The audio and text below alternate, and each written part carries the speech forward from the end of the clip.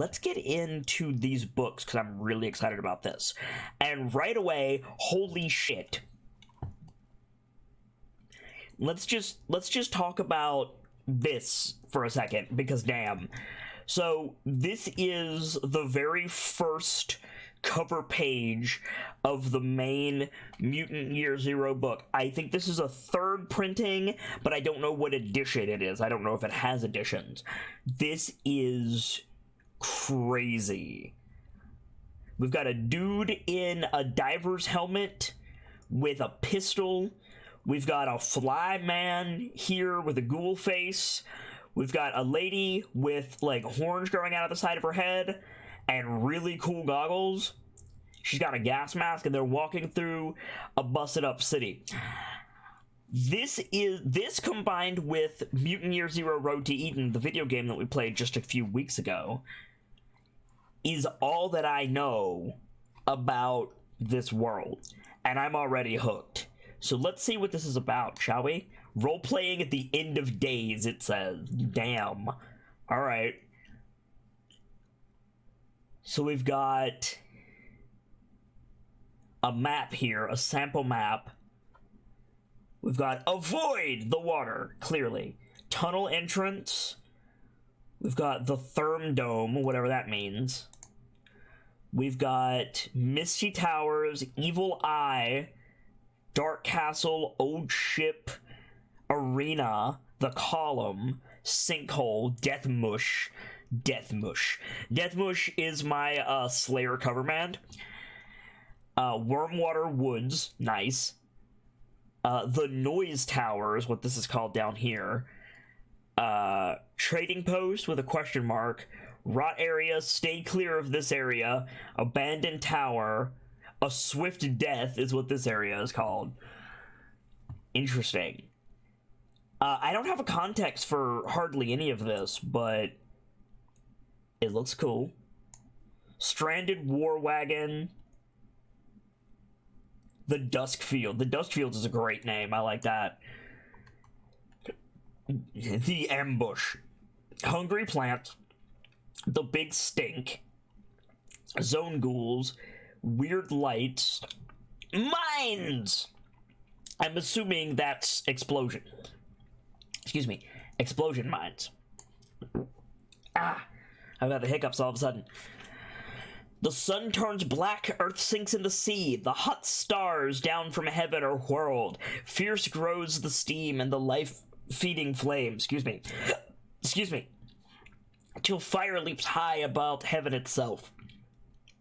Now Garm howls loud before Nifalier. The fetters will burst, and the wolf run free. Much do I know, and more can see. Of the fate of the gods, the mighty in fight. Now do I see the earth anew, rise all green from the waves again. The cataracts fall and the eagle flies, and fish he catches beneath the cliffs. The poetic Edda. Well done, Edda. Got some nice credits here. Excuse me. 2017. Interesting. Player section. The people at the end of time, your mutant, skills, talents, mutations, conflict, the arc, and zone travel. Game Master section. Your job as Game Master, threats against the arc, creating the zone, ruins in the zone, threats in the zone, artifacts, special zone sectors, and the path to Eden. Interesting. Okay.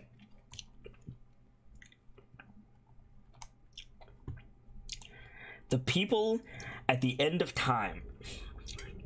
Of course the world ends. It happens quickly, faster than anyone could predict. Oh, for fuck's sake. 1 second. I'm trying to get rid of these hiccups so I can read.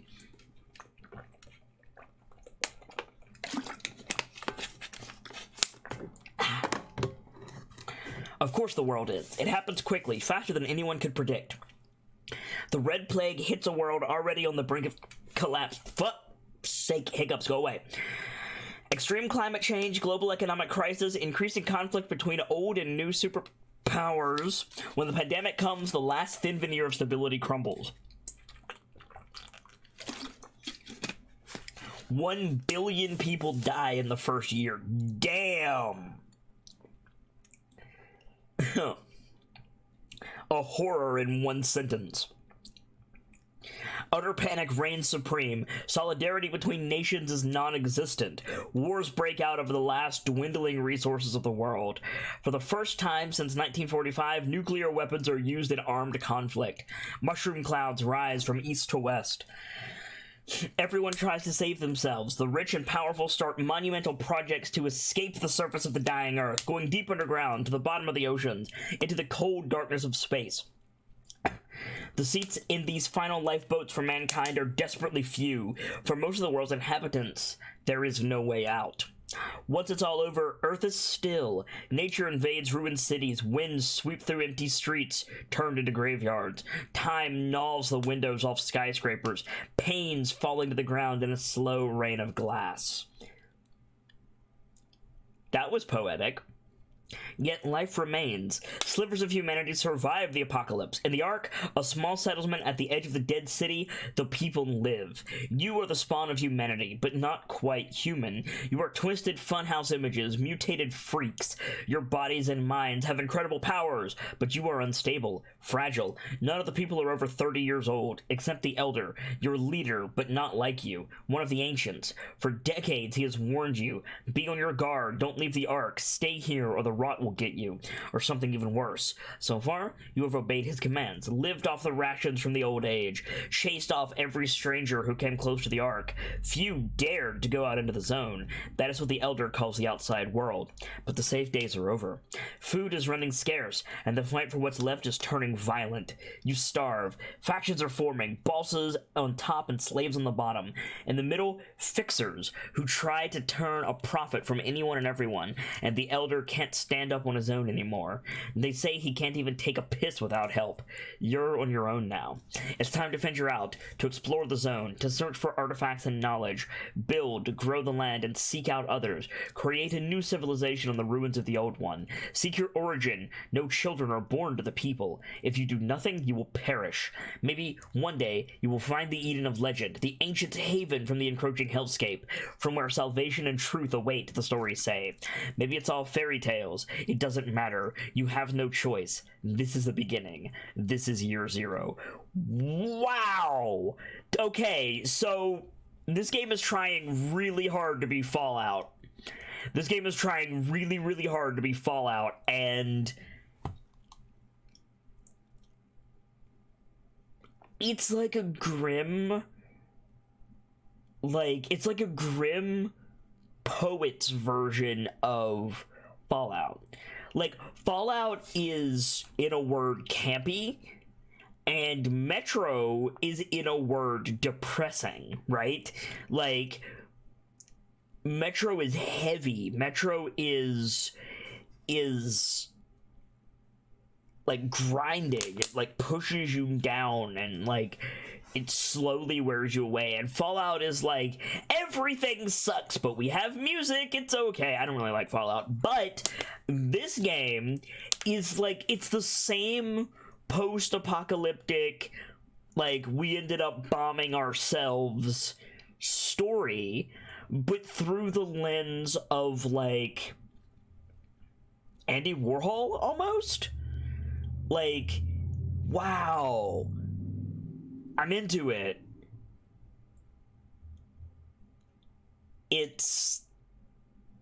I love this paragraph right here. Once it's all over, Earth is still. Nature invades ruined cities. Winds sweep through empty streets turned into graveyards. Time gnaws the windows off skyscrapers. Panes falling to the ground in a slow rain of glass. It's like a more poetic version of Shadowrun, really. Like, Shadowrun talks like that, but more crassly?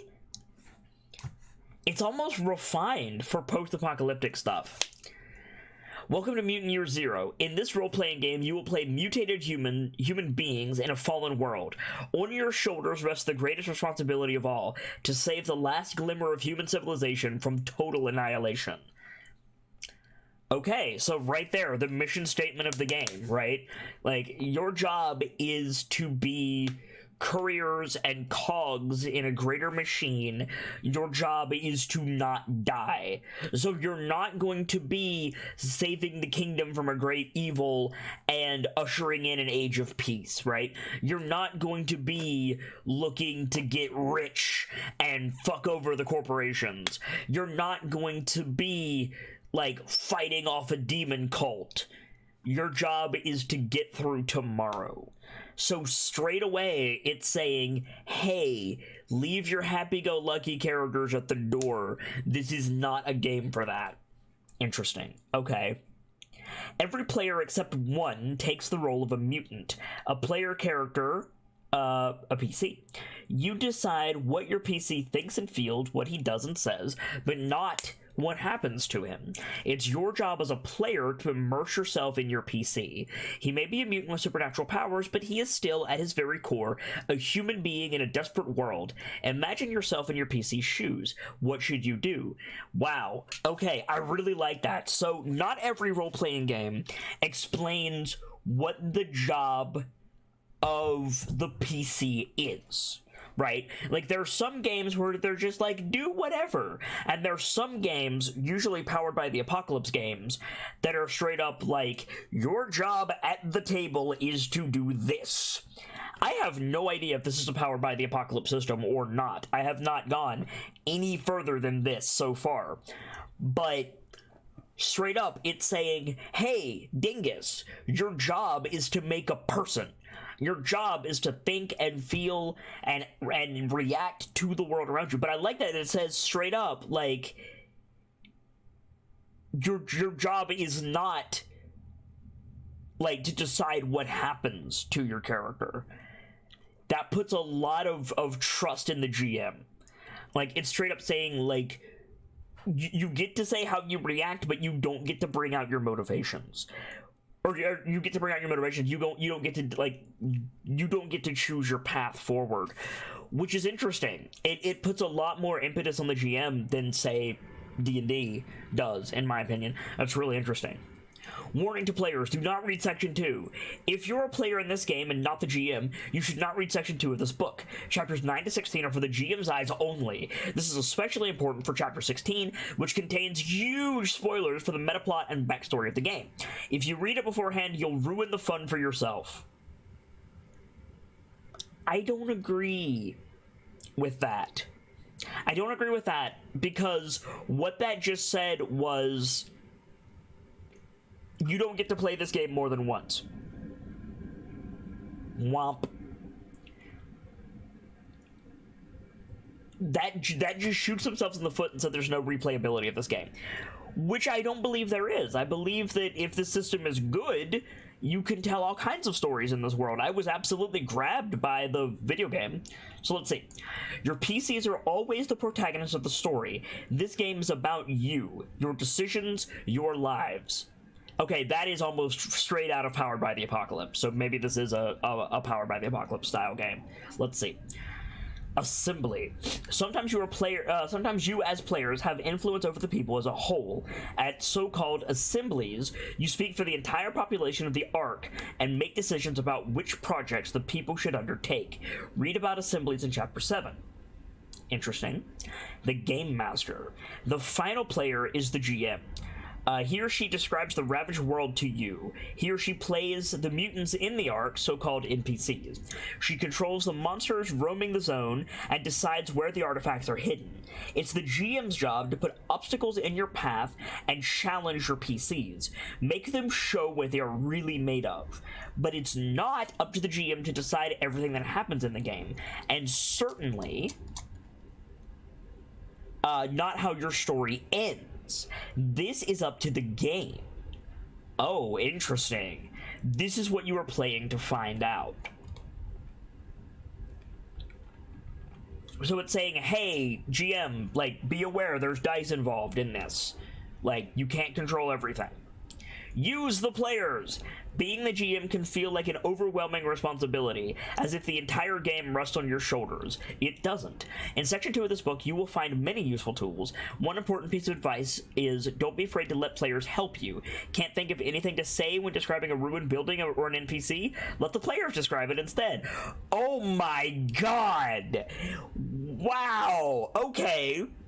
So if you play D&D, that is not a thing you have ever heard before. If you are new to tabletop role-playing games, you have never heard anyone be like, hey, what's this building look like? Now, granted, there might be times when it's a very specific noun, a very specific person, place, or thing.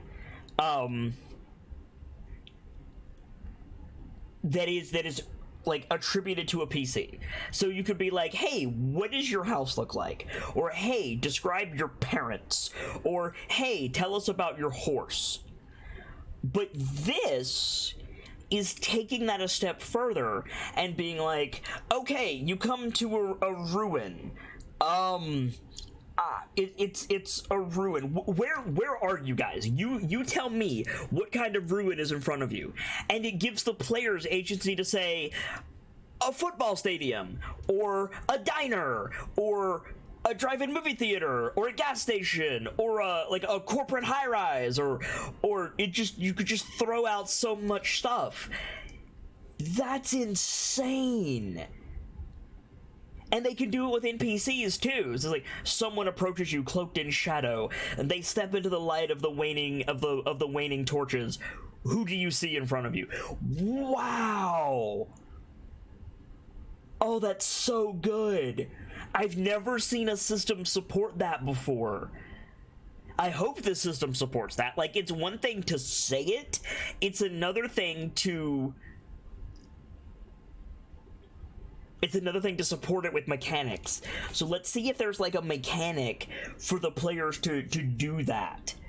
Oh my shit. Okay. So what do? In Mutant Year Zero, no one will hold your hand and show you where to go. You and the other players create the stories in the game. They are not pre-written. You have the power to decide the fate of your mutants and, in the end, of the people as the whole, and there is much to do. You need to fight for resources, take part in the projects. What does this mean? Every day is a fight for survival, but the people want more than just to survive. A new society must be built, or the Ark, your home, will sooner or later face collapse and ruin. The people's projects can be anything from building a palisade or growing mushrooms to creating a militia or opening a theater. Interesting. The projects increase the Ark's development levels, DEVs. Read more about that in Chapter 7. Okay, we're definitely going to be looking at that. You can protect the Ark, protect your own. So there's a difference between protecting your Ark and protecting your homies. So you're going to have your party as well as your own NPCs, cohorts, apparently. Explore the zone, search for Eden. Maybe it's just a fairy tale, a collective figment of the imagination. Stories whispered around the flickering trash can fires in the Ark, but you cannot stop believing. Believing that salvation, or at least the truth about the origin of the people, is somewhere out there in the zone. People call this place Eden. The hunt for Eden relates to the so-called metaplot, an overarching story that is a big part of this game. This is explained in depth in Chapter 16 for the GM's eyes only. Interesting. So in theory, you could play an entire game and not touch this. Like, we who saw the Mutant Year Zero Road to Eden video game playthrough know what Eden is, right? But with all of this other stuff, that might not come to pass at any time soon. And I remind you, when the player characters in the video game got to Eden, the game ended. The game just like stopped. So there could be a whole thing about what to do once you're there, or what happens when you get back to the Ark, or what happens in the intermittent weeks. Like, you could even start a campaign there, theoretically, unless the game specifically says that you can't. Interesting. Very, very cool. Very, very cool. Mutant Year Zero requires you to improvise, but the game gives you many tools to help you create your own story. Character sheets we know about. The people are far from an anonymous mass of mutants. You are individuals with different roles and tasks, unique skills and abilities, relations and dreams. Yep. You use dice, chances carved in... you are mutants, chance carved in flesh. Chance carved in flesh. Interesting. No matter how strong you are or how well you play your hand, chance will have the final say. So they're straight up saying, you don't get to just cast a spell at 3rd level. You gotta roll for that shit. Okay. There are unique dice. There is a unique dice set for this game, available for purchase separately. This set contains 15 custom 6-sided dice in 3 different colors. Interesting. The yellow ones are called base dice, the green ones skill dice, and the black ones gear dice. You roll the dice when you perform a dramatic action that might determine your mutant if your mutant lives and dies. Interesting. So let's talk about the D6 and the D66. Players of the GM sometimes roll what's called a D6 or a D66. D6 means you ignore the symbols, the radioactive symbols, and the biohazard symbols, and just read the number on the die. 2d6 means you roll 2 d6s and add the result together. 3d6 that you roll 3 dice and add, etc. Another type of roll is the d66, which means you roll 2 d6s of different colors, like a base die and a gear die. Consider the first die the 10s and the second die the 1s. This gives you your result between 11 and 66. You can even roll a d666. Roll 3 dice and consider the first die the 100s, the second die the 10s, and the third die the 1s. That gives you the result between 110 and 666. Interesting. Okay. So it's a d6 system, but it doesn't roll in success and failures. It rolls in... Fuck. It rolls in... like, encounter tables. Interesting. Okay. As you can see, the dice have symbols on some sides, with the numbers next to them in tiny font. The radioactive symbol usually means something good happens. The biohazard symbol means your mutant powers rage forth in your body. The explosion symbol means your gear might break. How all that works you will learn later. You can play this game with any normal 6-sided dice. It does help, however, if you have them in 3 different colors. If you use normal dice, a 6 means a success. For all types of dice, a 1 means a biohazard on a base die, and a explosion on gear die. Okay, that makes sense. So, successes and failures. Easy. The mutant card deck. Pardon me? The card deck for Mutant Year Zero, available for purchase separately, contains playing cards of 3 types: threat cards, mutation cards, and artifact cards. The cards help you play the game, but they are not absolutely necessary. All information on the cards is repeated in this book, and you can roll dice instead of drawing cards to get a random result. So there's an element of, like, tarot to this. Interesting. I don't know anything about this, and this is cool. Threat cards. The Ark is your home, but no longer a safe haven. Threat cards describe threats that the people have to deal with. Draw a threat card at the start of every game session, or whenever you want to add drama to the game. If the game was a television show, the threat card would be a teaser for what the session is about. You can draw threat cards openly, or the game master can keep them hidden. A third option is for the GM to choose a threat card. Threat cards are explained further in Chapter 10.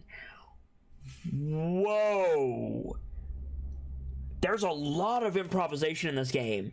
So there's this whole ritual of everybody sits down at the table and they're getting their, like, character sheets together, they're getting their dice out, they're having a snack, and the GM pulls out the deck and shuffles it, sets it in the middle of the table, and everybody, including the GM, is like, what the fuck are we doing tonight? And you flip over the top card.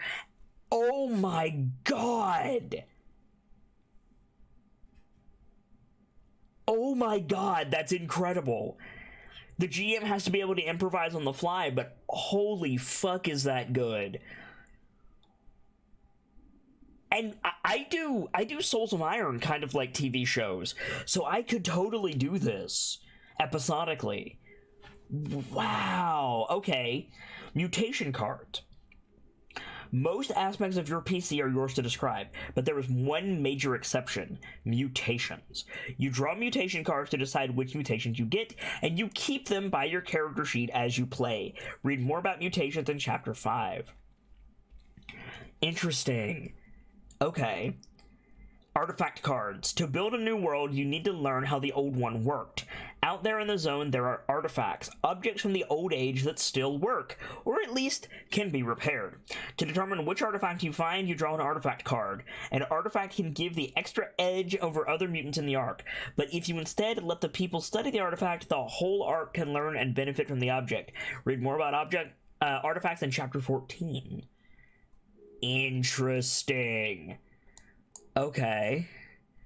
So this is interesting. The map of the zone. I was wondering about this. I was wondering if the map was static or not. So let's find out.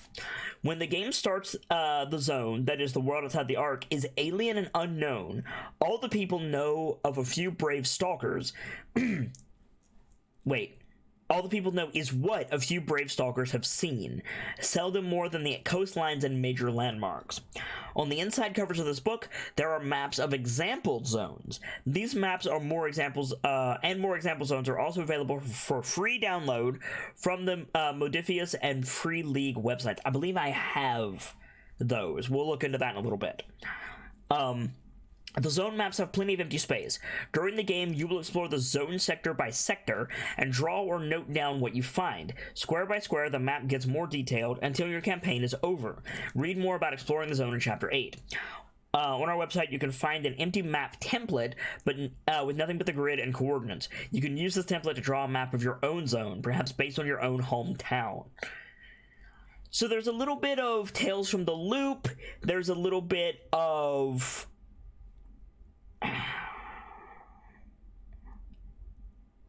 Arcade, honestly, in that. A little bit of West Marches as well. Interesting. So it is like you make your zone as you go. So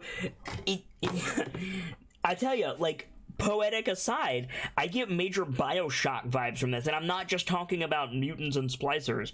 I'm talking about there is always a lighthouse and there is always a city, right? There is always a zone and there is always an arc.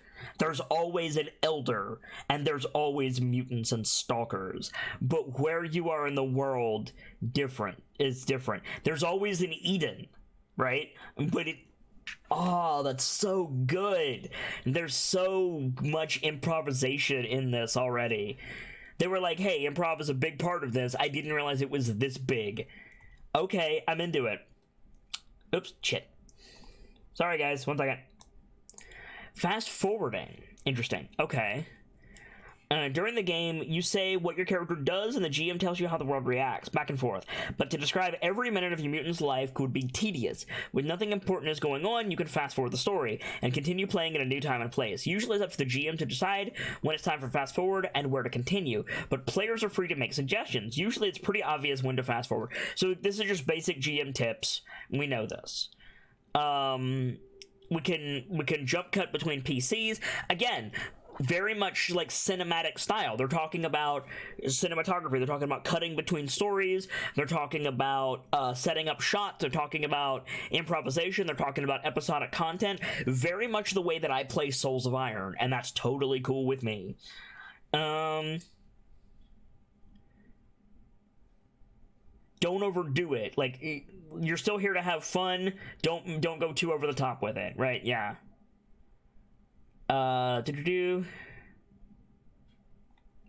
Team play versus individual play. Your mutant has his own dreams and relationships, but he's also part of a team of PCs. Where you put your focus in your gaming group on the individual or the team is a matter of personal preference. Talk about it before the game so that everyone knows what to expect. Straight up, session 0, make sure everyone at the table is on the same page. If you look at this book as if the person reading it has never touched a tabletop game before, meaning they played Mutant Year Zero Road to Eden, they picked up this book, and they were like, I want to play more of this. This is great. Everybody at the table needs to tell the same story. So if you want to play Ducks, and you have someone in your party who wants to play Borman, great. But if somebody else in your party wants to play the Gray One and be like a rot-headed mutant out in the zone who like wants to kill everyone and take over the Ark and will kill the mutants in the Ark at the first opportunity, somebody at that table is going to have a bad time, and it's probably going to be the GM. So that's great. Thank you for putting that in your game. If you focus on individuals, you get more space to explore each PC personally, and you can let them choose their own path through the Ravaged world. The GM can tailor specific challenges for your individual PCs. The drawback is that the game can feel scattered and unfocused, as your PCs will pretty often be in different places. Individual play may work best in and around the Ark, where there are plenty of NPCs to interact with. So the best thing to do is, hybrid play. If you're good... If you're an experienced GM and you know what you're doing with tabletop games, you can do both. You can have personal stories, but you can also have the Elder be like, we need water, motherfuckers. Go. Put your shit... Because it happens a couple of times in the Mutant Year Zero video game. Like, Ducks is really reluctant to go to Eden. There's a couple of times where Ducks is like... Why are we fighting all of these ghouls? You know, like, we all know that the guy that we're going to rescue is dead. We know he's dead. We know that Eden doesn't exist. Like, why are we out here? And Borman goes, be that as it may, Ducks. Get your head in the game, because they're shooting at us. We need scrap for the Ark, which we can get while we're out here, and I don't want to die. So watch my back and shut the fuck up. Like, I love it. You can totally have both of those in this system, and they show it in the game, and they show it here in this book as well. That's so good. Oh, I love it. Hunger doesn't care if you're male or female, and neither does the rot. Nice. We use he for unnamed players, PCs, and NPCs, while the GM is always a she. In every one of these cases, which it really means is he or she. But it would be too cumbersome to spell it out each and every time. Thank you, game. Thank you for being inclusive. I appreciate you. Role-playing, what's that? Okay, so let's see how they describe role-playing. I'm really interested in this now. If you have made it this far without knowing what role-playing game is, congratulations!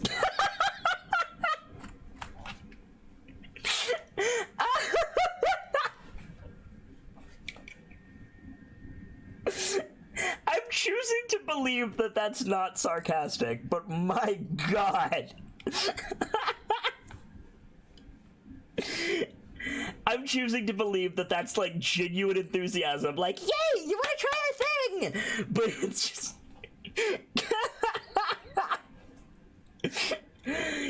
welcome to a creative and very rewarding hobby. Damn right!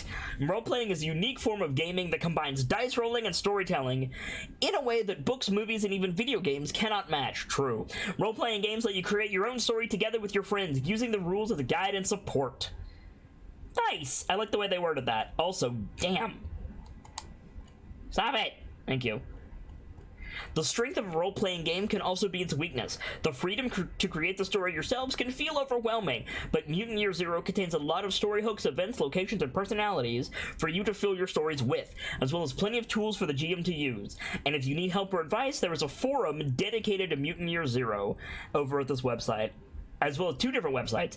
Welcome! Here's some abbreviations for you. PC, XP, GM, NPC, and Dev, development level. I am... Alright. I'm into it. I'm into it. Okay, sure. A typical session. Game sections of Mutant Year Zero can vary a lot, but this is the typical rundown. Bring out your map of the zone, character sheets, and dice. If you have them, playing cards for mutations and artifacts. Add a number of new mutation points equal to the number of mutations you have. Hold an assembly, where you as players decide on which projects the people should undertake. And skip the step if no PCs are in the arc. Interesting. So it straight up says, hey, you could be out in the world getting shot at for a living and you don't get to hold an assembly, but hey, if you need to decide what to do, like, open the session with, you know, people sitting around and having a forum. That's so interesting. Hey Faggy, welcome in. Good to see you. We are doing a deep dive of the Mutant Year Zero tabletop game. I played Mutant Year Zero Road to Eden a couple of weeks ago, and I loved it. And somebody gifted me the books for Christmas, so we're taking a look at them today. How are you? How you doing? What's going on in the land of Modern Poet? Trey Scare, would you mind to put the spotlight on Modern Poet, please? Excuse me.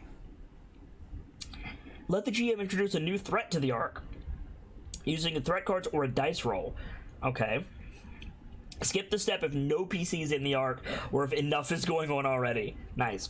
Play your characters, hold a debriefing, discuss which actions during the session should be rewarded with experience points. So you debrief at the end of the session, and then decide if you want to change your relations to the other PCs and to NPCs, and if you want to change your big dream. Interesting. Excuse me. Fakey says, hope I find you well. Yeah, I watched the Mutant Year Zero streams. Yeah, they're great. So we're taking a look at the books today. Chapter 2, Your Mutant. Okay, interesting. So, let's talk about this art for a second, because holy shit. We've got a fly ninja. He's got 4 wings, 2 short blades. He's wearing a highwayman mask. And it's unclear if he's wearing fur, feathers, or if that's, like, his chest. Do I need to holler at someone? Please, Triscare. We've got an orc. Call a spade a spade. That is an orc with a battle, like, with a warhammer. Interesting. Okay. We've got a blind person, unable to tell gender in that outfit. Eyes are covered with a bandana, ostensibly blind, covered in a mechanic's jumpsuit, it looks like, holding a gun, which means ostensibly they can aim that gun in some way. And we have mini Jason Voorhees with a shotgun. Mini Jason Voorhees with a shotgun. I'm into it. And they're standing around a busted up car in the sunset looking badass. Alright. So we have Tank, Healer probably, Off Tank, Bruiser DPS, and Dex Space DPS. Okay. I'm into it.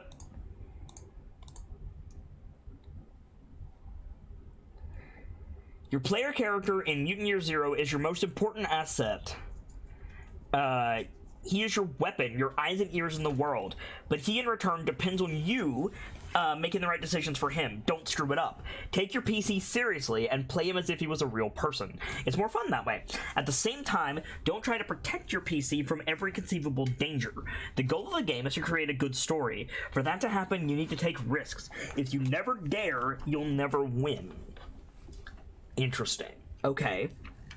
The first thing you pick from your mutant is his role. The role determines who you are and what you do in the arc. Your position in the Dawn world. First time we've seen that word.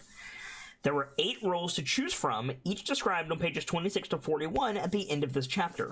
Avoid having several players pick the same role for their characters, as this would make the group less diverse.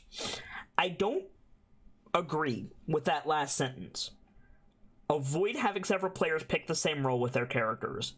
Because if you always have a character, if you always have a party consisting of tank, heals, and DPS, warrior, cleric, and mage, always, that is less diverse. I don't agree with, everybody play something different.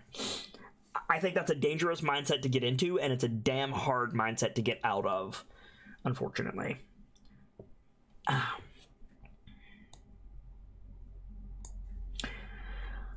When were you born? You don't know. Nobody in the Ark knows. But you are all young adults. Okay.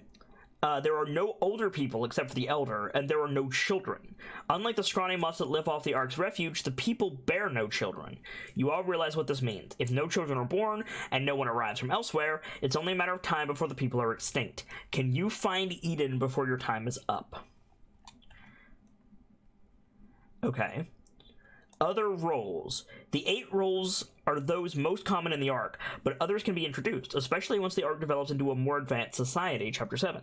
New roles will be published in the future, and you can of course create your own. Every role needs a key attribute, a specialist skill, and 3 unique talents. The skill and talent should be useful but not overly powerful. Try to avoid overlap with existing talents and skills and talents. Interesting. Okay, so we'll be looking more into that in a minute. We get a name, we get attribute points. Do we know what our attribute points are? Yes. Distribute 14 points across the 4 attribute scores. Strength, agility, wit, and empathy. Okay. If you choose to start the game with an extra mutation, one of your attribute scores must be decreased 1 step. Read more about mutations below. Okay, what is empathy? That's the one that's interesting. Your charisma and ability to read and affect others. Empathy is described, decreased by doubt and recovered by sympathy. Oh, interesting. So the scores go up and down. Interesting. Strength is decreased by damage and recovered by grub. Okay. Agility is decreased by fatigue and recovered by water. Wit is decreased by confusion and recovered by sleep. Okay. Cool. And then we have skills. Distribute 10 points across your skill levels. So very Tales from the Loop. You have a very set number of skills. You have a very set number of attributes. Very Tales from the Loop in that regard. Okay. Your skills are trained abilities and learning. Things you have picked up along the way in the harsh post-apocalyptic world. Yep. Okay, it's simple enough. Talents. Talents are tricks, moves, and minor abilities that give you a small edge. They are more specialized than skills and give you a way to fine-tune your character. Talents are further explained in Chapter 4. Okay. Mutations, we talked about this. The mutation draw. Normally, you only get 1 mutation from the start. You don't get to choose your mutation. Instead, you draw a random mutation card or roll a D66 once on the mutation table on page 71. Learn to make the most of the mutation you've got, even if you would have preferred another. Mutations are random. Deal with it. Alright, game. Pushy much. Once you have drawn your first mutation, you can, if you want, draw a second mutation and start the game with 2. The price you pay is that you must decrease one of your attribute scores by 1 step. Your body and mind is more mutated than most, but also more degenerated. If you choose to have 2 mutations, you may end up starting the game with a score of 1 in an attribute. However, this is hardly advisable. Your PCs can develop more mutations during the course of the game. Read more about this on page 70. Okay? Got the cards. Mutation points. How the individual mutations work is set out in the mutation cards in Chapter 5. To activate a mutation, you can spend at least 1 mutation point. Without mutation points, you can't use any mutations at all. You can never fail when activating a mutation. All you need to do is expend a mutation point, but the power of the mutation can have unpredictable side effects. At the beginning of every game session, you get a number of mutation points equal to the number of mutations you have. You can win more mutation points by pushing a dice roll. You can never have more than 10 mutation points. Okay. Cool. So it's mana. You have a maximum mana, and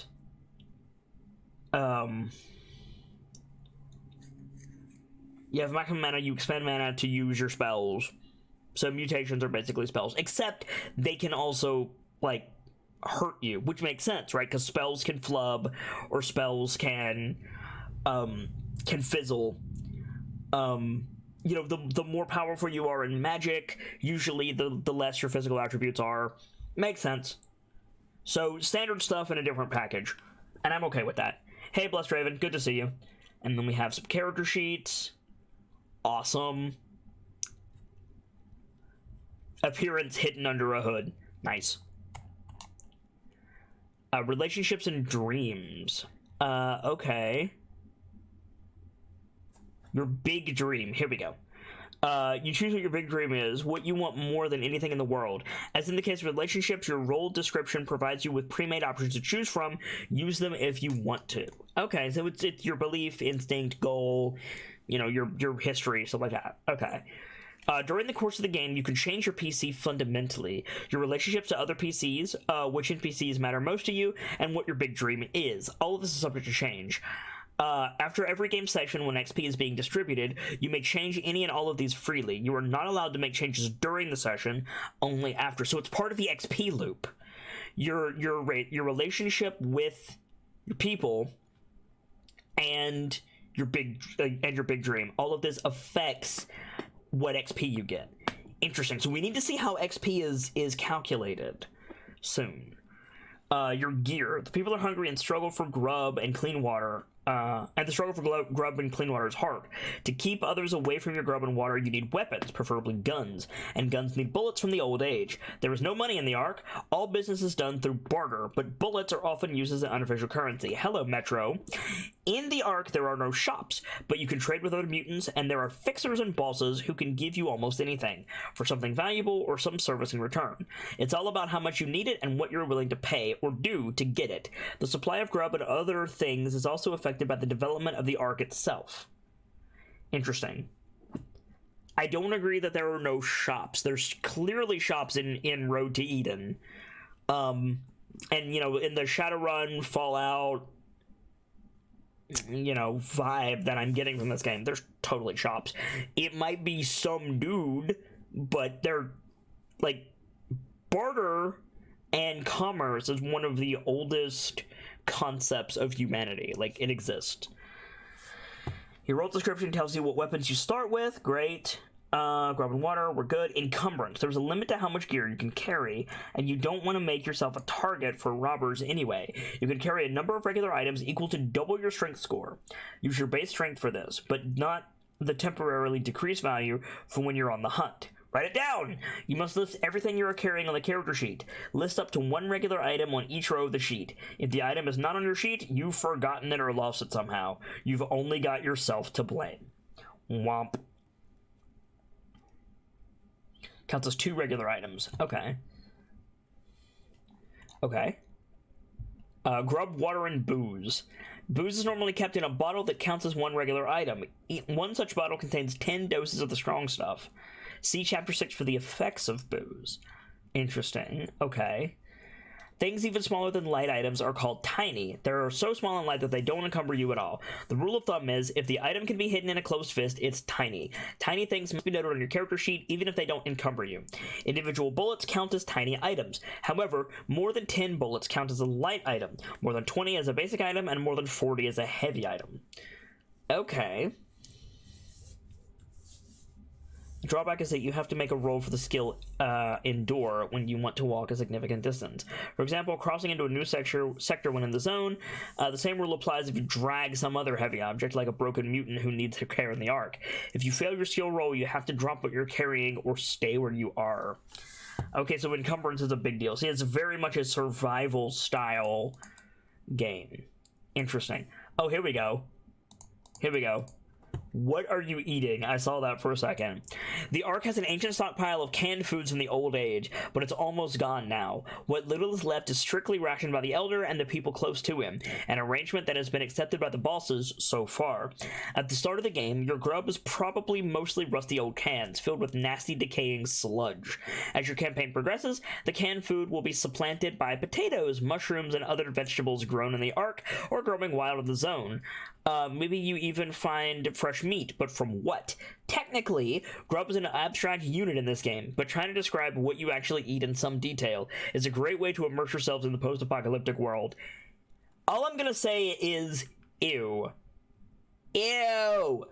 A point of order, several mutants have the ability Corpse Eater, and that's all I will say on that matter. Gross. Gross in a good way, but gross. Develop your mutant, you get XP, new mutations, raise a skill, new relationships, get artifacts, and develop the arc. The final but perhaps most important development in the game does not happen to your character, but to the entire arc. Chapter 7 describes how the People's Project can strengthen the arc and increase its development levels. Okay, and then we have the various character types. The Enforcer, Tank Bro. Yeah, key attribute Strength, specialist skill Intimidate. He's the big brute motherfucker. Okay. The Gearhead, so the Engineer. Yeah, Wits, Jury Rig, the Engineer, the Rigger. The Stalker. So the Rogue? Or the Ranger. Ranger. It was like Ranger. Key attribute Agility, specialist skill Find the Path. Let them stare at you in disgust. Let them shy away from you, afraid the rot will infect them. Let them fear you like death itself. Let them. They hate you, but they need you. Only you know the way through the zone, the safe paths crossing the graveyards of the old age. You know where the artifacts are hidden. You know where the monsters roam. You are a stalker. So this is probably the base character. Right? Like, if you don't know what class you want to play, you're probably going to play Stalker. Everybody in Mutant Year Zero, Road to Eden, that is, was a Stalker. So, interesting. So, there's other classes. I thought Stalker was an occupation, but apparently it's a class. What else do we have? Fixer. Bullets, grub, water, artifacts, a warm body next to yours. Whatever people want, you can get it, somehow. Seeing the needs of others and fulfilling them, that has been your strategy for survival as long as you can remember. Since you were a weak little runt and learning to survive by staying close to the strong kids. Key attribute, empathy, specialist skill, make a deal. So the face, the salesman character, the interface between the Shadowrunners and the Johnson.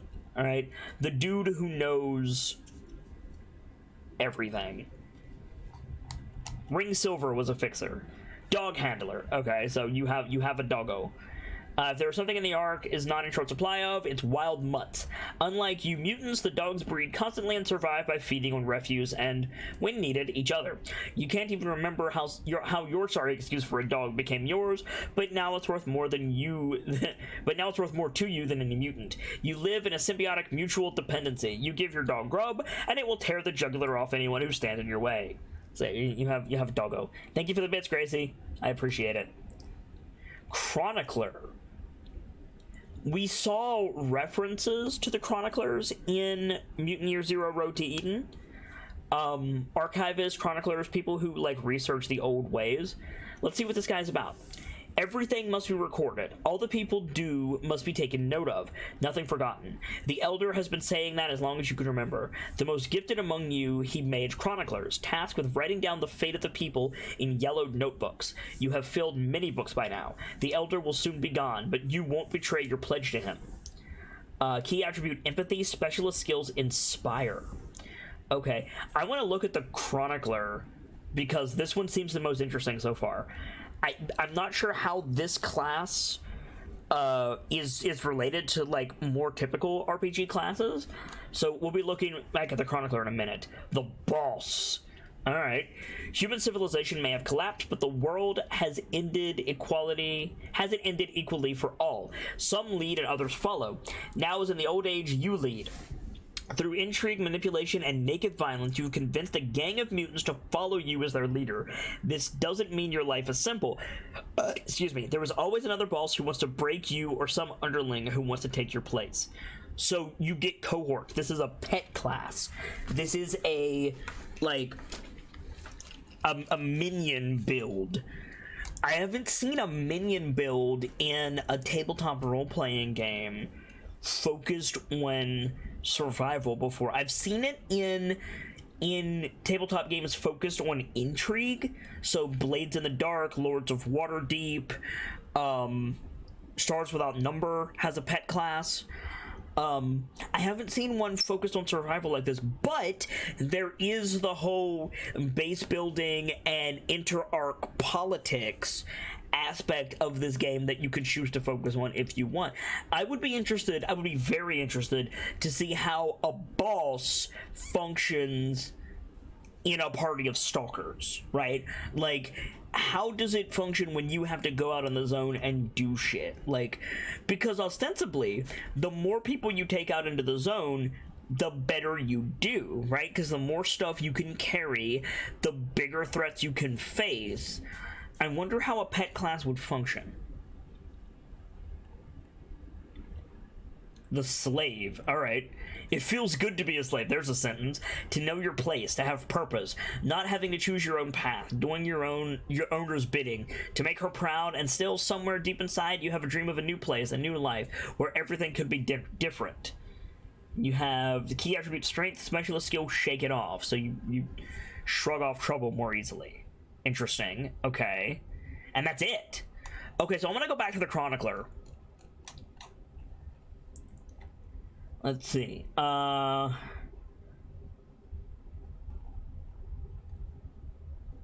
Choose from the other options below or decide for yourself. Blank is the hero of your story but doesn't know it. Blank doesn't understand his own good and needs to be saved. Blank is a threat to the entire people. Blank will die soon. It's only a matter of time. Relationship to NPCs. Choose from the options below to decide, or decide from yourself. You hate the chronicler Davlin, whose lies the people love listening to. Wow. The boss Marlowe, who is an uncivilized barbarian. The stalker Kara, who refused to be the hero of your story. You hate the stalker Kara, who refused to be the hero of your story. On its face, that's funny. On its face, that's like Mean Girls, right? On its face, it's like, no, loser, get away from me. But in reality, you could go in the entirely the other direction with that, right? Like, Blank doesn't understand his own good and needs to be saved, right?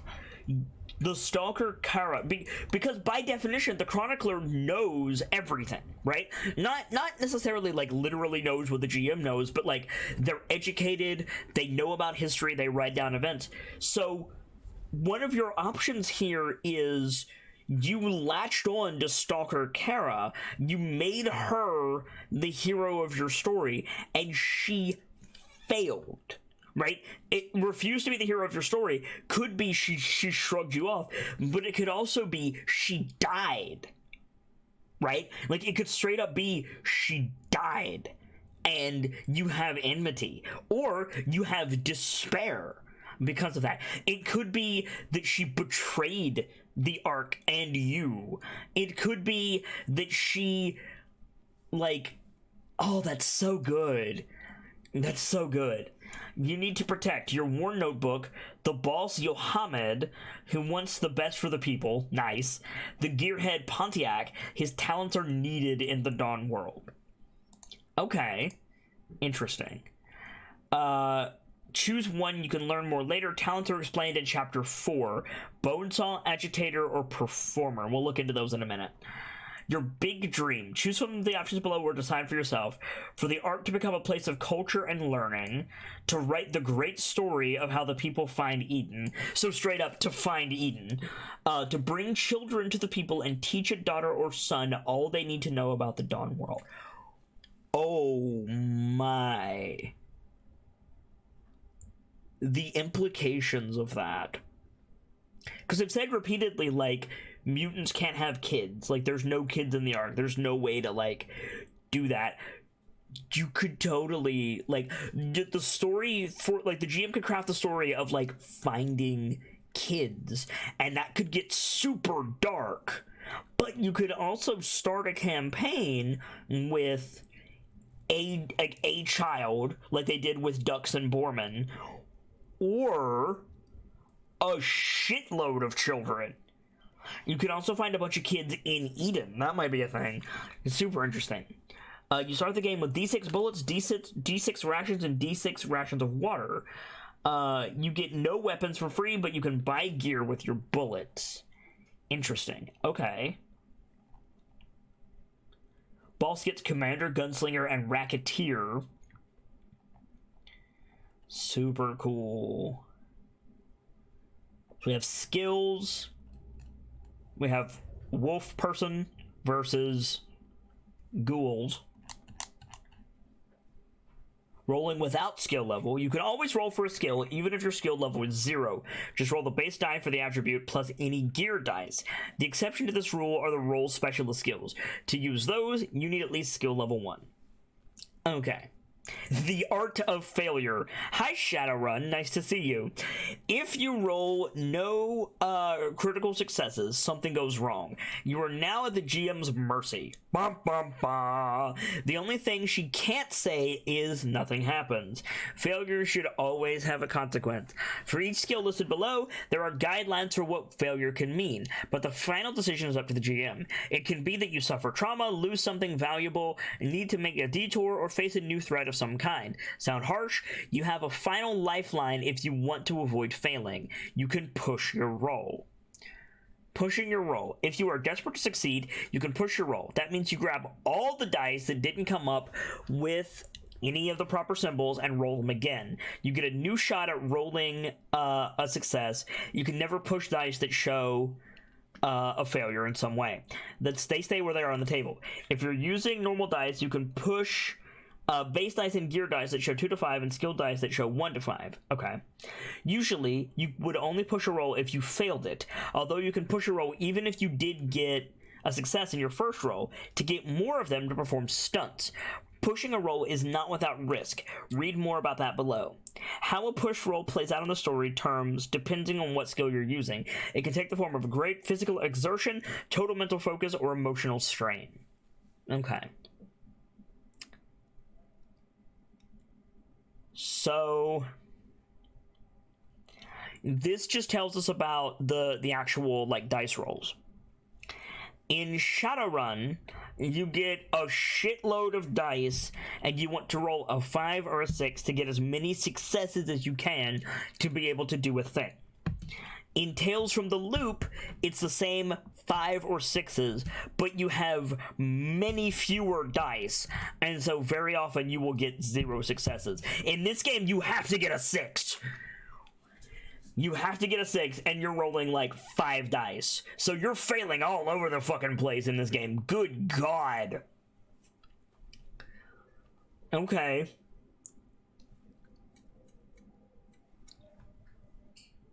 Alright. I hope you don't only get 5 dice. That's ridiculous. Okay. When you push yourself this hard, there's a risk that you will exhaust yourself in the process, even to the point of breaking. When you push a roll, you suffer 1 point of trauma to the attribute used for every every failure you have rolled. All failures count, even the ones on your first roll before you re-roll. How trauma works and how to recover from it is explained in Chapter 6. Okay. But there's an upside too. Pushing yourself to the limit of your ability can release powerful mutant energies in your mind and body. When you push a roll, you get 1 mutation point for every point of trauma suffered. That is equal to the number of failures rolled. You need mutant points to activate your mutations. In short, to connect with your mutant powers, you need to push so hard you risk hurting yourself, but if you do it, you'll be able to command unstoppable powers. So yeah, so you get mana back from failing. There's the gameplay loop right there. Okay, cool. As a general rule, you only get 1 shot at a particular action. When the dice have been rolled and pushed, if you so choose, you can roll again to achieve you can't roll again to achieve the exact same thing. You have to roll something else or wait until the circumstances have changed in some major way. We saw this in the video game. I was wondering why they chose to do that, but there it is. If you do things the exact same way in the Mutant Year Zero Road to Eden video game, all of the circumstances are the same. Interesting. Okay. You'll have to try something else or wait until the circumstances have changed in some major way, or let another PC try. In conflicts, Chapter 6, the GM should be more forgiving. You can attack the same enemy over and over if he won't go down. It's enough for you to describe what you do. It's enough if you describe what you do is different this time. Okay. NPCs and skills. NPCs use skills just like PCs do. Cool. Gear allows you to do things, and gear can break. You can fix it. You can mod it. Very cool. Help from others. Other PCs or NPCs around you can help you succeed. They have to say so up front before you roll your dice. It also has to make sense in terms of the story. They have to be physically present, and be able to support your action in a direct way. The GM has the final say. And so yeah, again, this is for people who have never played tabletop role-playing games before, and that's totally cool. Chroniclers have the specialist skill Inspire, which is also used to help others perform actions. See page 59. Interesting. Did not know that, so that's pretty cool. If you help someone in a conflict, you lose your own action in the turn. You can still perform a maneuver, however. Interesting. Simultaneous action stunts. If you roll several successes and get stunts, some skills let you use them to help a friend. They then don't need to roll the dice themselves. They can even receive this help if they have already rolled and failed. Whoa, that's cool. So, if I roll to jump through a window and I cock it up, before the thing happens in the world, if somebody else also rolls and they get a very high success and they use a stunt, that stunt can carry me through the window. Interesting. So you make all the rolls first, and then you determine what happens in the world. Interesting. Okay, Maven of Misfortune, I've got your invitation right here. Welcome to the masquerade. Your table is waiting, my friend. Here the party never stops. You'll always find good friends beneath overflowing goblets, and thank you so much for your continued support. It's support like that that allows me to keep doing this every day for you guys. Good to see you, Maven. We're looking at Mutant Year Zero that I got gifted for Christmas, because we're looking closer at stuff that we played this year. Modern Poet. It seems someone on the court has their eye on you. I've got your invitation right here. Your table is waiting, my friend. Welcome back to the masquerade, where the party never stops, and you'll always find good friends beneath overflowing goblets. Thank you, Modern Poet, for your subscription. Thank you, Shino Sakura, for your continued support. And support like that allows me to keep doing this every day for you guys. Just a reminder, guys, tomorrow is sub day, and so if you're a sub, make sure you're on the Discord, and make sure your Twitch and Discord are linked so that you can join us on the Discord for sub day tomorrow. And thank you for it. Thank you for it. Anyway, so we have basic skills.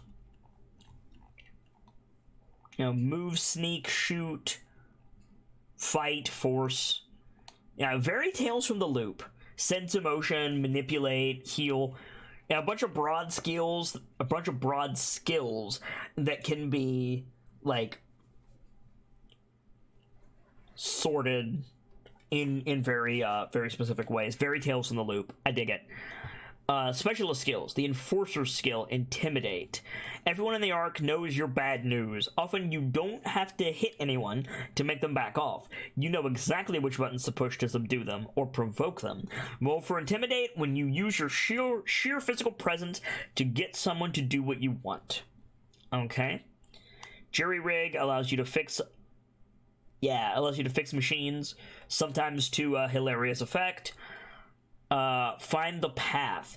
Any fool can walk into the zone, but you don't know what you're doing. But if you don't know what you're doing, you'll end up a corpse. Bones gnawed clean by the beasts in the wasteland. Stalkers are a special breed. Loners who went into the zone and came to know it even as kids. Other mutants in the Ark look at you sideways, fearing you will spread the rot, or just distrust you for being different. Very cool. Okay. Happy holidays to you as well, Maven. Good to see you, dude. Hope things are well, or at least better, and hope to see you again. The Fixer, making a deal. Hunger, strife, and conflict, your livelihood. Earlier, when there was plenty of grub and the Elder looked after you like you were his own children, you were a weak nobody. Now, you have found good use for your talent in seeing people's needs and fulfilling them for a price. You have dirt on almost everyone in the Ark, and there's hardly anything you can't get your hands on. Nice. We can use the dog as our ability here. Where is the Chronicler's ability? Here we go. Inspire. Your mission in life is to witness and record the people's fate in the Dawn world, but also to interfere when needed. So you're not a watcher from Marvel Comics. You stick your nose in when you need to. When other mutants lose their resolve, you can help them find their courage again. So it's a bard. Okay, I thought a bard was the fixer. But this guy, well, I guess they both are, right? The bardic knowledge trope is the fixer. The bardic inspiration is the chronicler. Okay. And when they stray from the right path, you can guide them back. Also kind of cleric a little bit. Roll for Inspire when you wish to help or hinder another person rolling for a skill. You need to be in a position to help or hinder the person. When you hinder someone, interesting, every success you roll eliminates one success rolled by your subject. If all of his successes are negated, his action fails. The GM can modify your Inspire rolls according to your bargaining position. Can you do that in combat? In a conflict, you can inspire whenever someone around you performs an action that you want to help or hinder, as long as you haven't used your action in the turn yet. Be quick about announcing this, though. You must roll to inspire before they roll their dice. So you can straight up... Wow, that's so strong. You can straight up inspire every turn. Hey, H. Draco, good to see you. You don't have a number of, like, bardic inspirations like you do in 5th edition. You just have to roll. So if you're fighting a bunch of ghouls and one of them gets a really good shot and gets, like, 3 successes on ducks, and he's gonna die, you can roll Inspire, throw a rock at the dude, and be like, hey, dumbass, over here! And, like, he, like, fucks his shot up, and you can do that every turn. That's so good! Of course, you run the risk of mutating yourself if you do that, but wow! I like the Chronicler. That's really strong.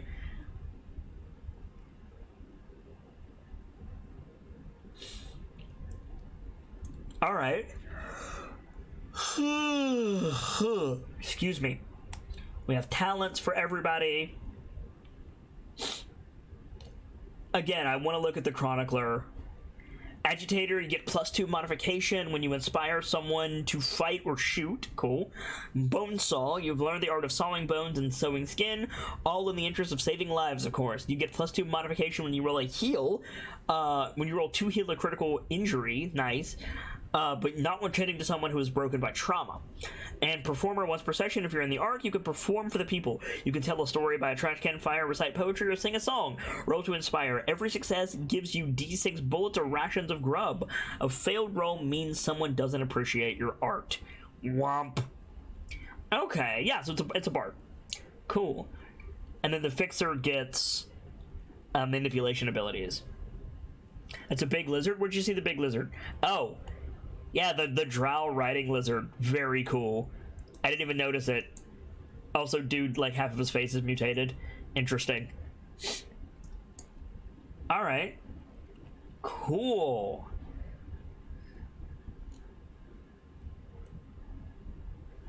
General talents. Okay, so let's take a look at these that are not based on classes. Admirer. An NPC is very impressed by you and will do anything to help you or just to be near you. Create this NPC together with the GM. Okay. Archaeologist. You get a +2 mod when trying to comprehend a ruined building or other installation from the old age.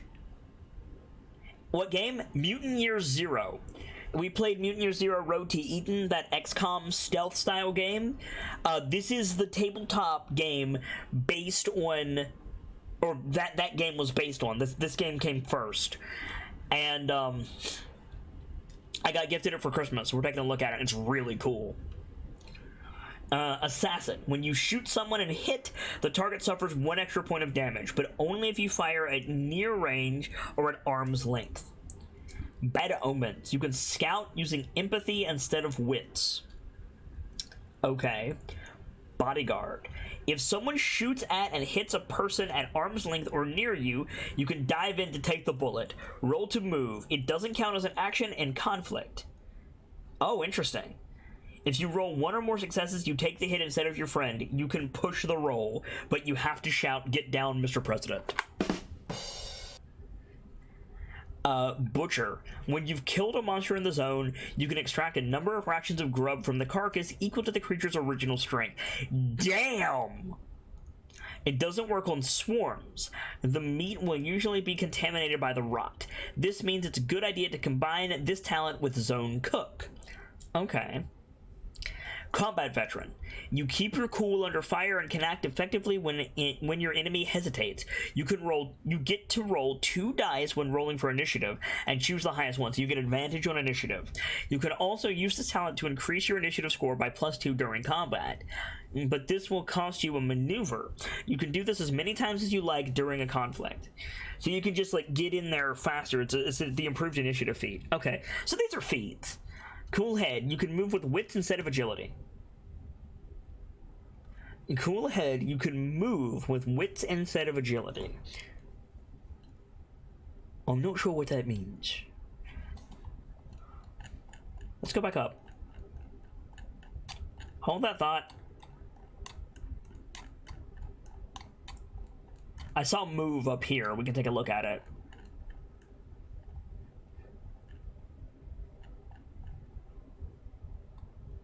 Move. When the heat is on and you're trying to dodge the jaws of death, you need to keep a cool head and move fast. Roll for move when you want to get out of a conflict or some other hazardous situation. Read more about how this skill is used in conflicts in Chapter 6. Failure, you're pinned down, back into a corner with no way out, get ready for a fight. Success, you get out of a sticky situation and live to fight another day.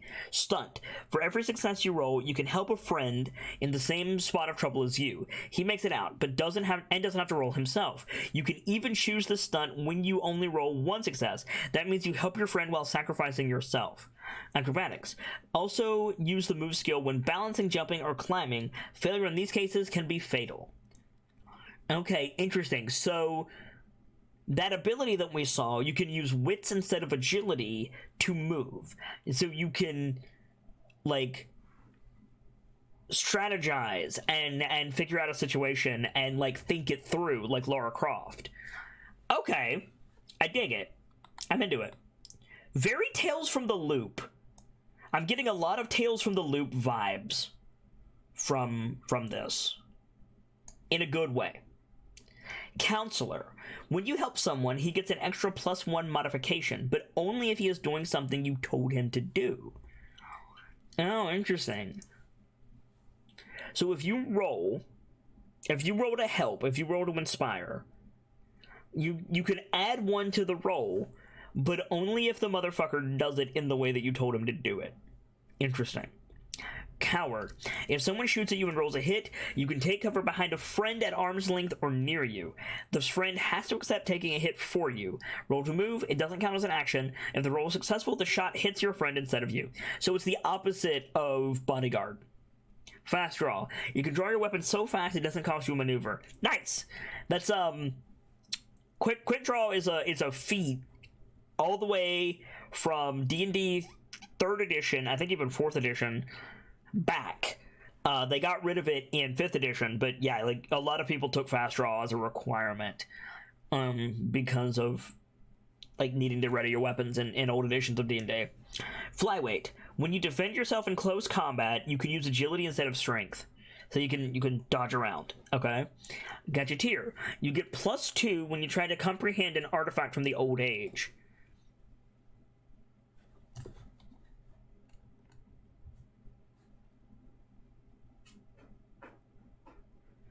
Oh, archaeologist is for a ruined building. I was like, don't we already have that? Archaeologist is for places. Gadgeteer is for items. There we go. Hard hitter. You get a +2 mod to fight if you sacrifice your maneuver in the turn. Okay. You can't use this talent for parrying.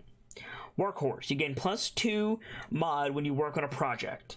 Jack of all trades. You adopt a new role and immediately achieve skill level 1 in the specialist skill of that role. You keep your current skill level in the specialist skill of your old role, but you can no longer improve it. You also keep those of your talents that are specific to the old role, but you can't get new talents tied to the new role. It must make sense in the story for you to get a new role. For example, to become a boss, you need to find a gang that will follow you. So you can add in a class. Okay. Light eater. You need only to eat one ration of grub every day to avoid losing strength. Every other day to avoid losing strength. Wow. Okay. Loner. You can recover lost empathy without the company of others. All you need to do is be by yourself for a few hours.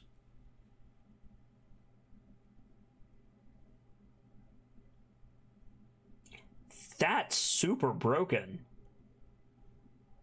That's super overpowered. Like, that's crazy. Like,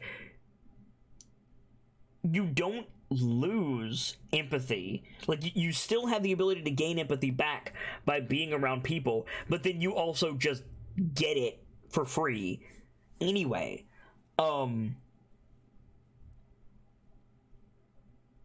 For an empathy based class like a fixer or a chronicler, like, you just never lose stat unless, like, you're in a pressure situation, sure, but like you always just get it back. You don't have to like ration it like other people do.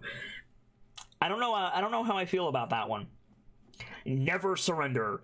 When you are broken by damage, your strength hits 0, you can get back on your feet immediately without anyone healing you. Roll to endure, but without base dice, your strength being 0.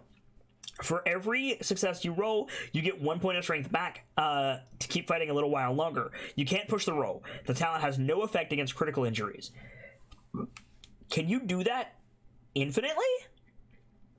Like, you get bopped, you go down, you roll, you come back with 1 HP, you get bopped again. Can you roll again?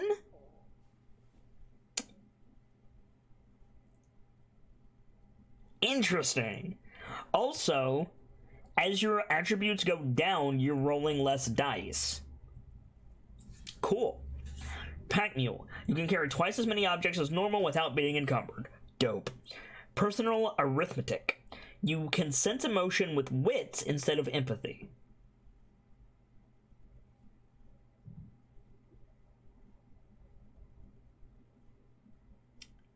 So, sociopathy. Okay. Sharpshooter. When you shoot someone and hit, the target suffers 1 extra point of damage, but only if you fire at long or distant range. So this is the counter to assassin. Sleepless. You can recover lost wits by several other means other than sleeping. Jerry-rig a device, enter an unexplored sector of the zone, comprehend an artifact. So, insomnia. Stoic. You can endure using wits instead of strength.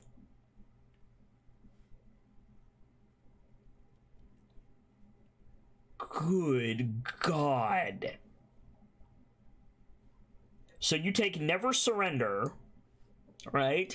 And so you roll to endure to keep yourself from going down, which happens when your strength hits 0, which is usually very, very hard because your strength is being reduced. But if you take stoic, you're rolling theoretically at your full power. You are so hard to kill.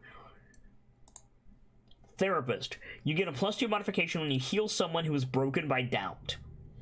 Weapon specialist. You're an expert at using a certain type of weapon. Choose one from the weapon list, or an artifact. When you use this weapon, you get a +1 modification. You can choose this talent several times, each for a different weapon type. Okay. Zone cook. You have mastered the art of cooking contaminated food from the zone well enough to purge it from the rot. You can also purify contaminated water. Roll to know the zone. Every success rolled purifies D6 rations of grub or water. Cool. Okay. So a bunch of interesting feats there. I'm not sure how balanced they are, but they seem really strong. Mutations. So let's take a look at this picture. So this looks like a picture from a comic book, doesn't it? This looks like an X-Men comic book, which makes sense because we're talking about mutation. Alright. Your mutations are your trump card. Superhuman and unstoppable powers wired into your very DNA. No one in the Ark, except maybe the Elder, knows their origin. Can the answer be found in a place of myth called Eden? You get 1 mutation at the start of the game, and you can develop more later during play. You don't get to choose your mutations. They are random, and you draw a mutation card or roll dice on the table below to determine which you get. When you activate a mutation, no one can stop you, and you never risk failure. Most mutations have several effects, and you must choose which one of them you want to use. To activate your mutation, you need a mutation point, or more than one, to increase the effect. At the beginning of every game session, you get a number of mutation points equal to the number of mutations you have. You can win more mutation points by pushing a dice roll, page 44. You can save mutation points from one session to the next, but you can never have more than 10. What am I nomming? Little, like, wafer sticks filled with chocolate ganache.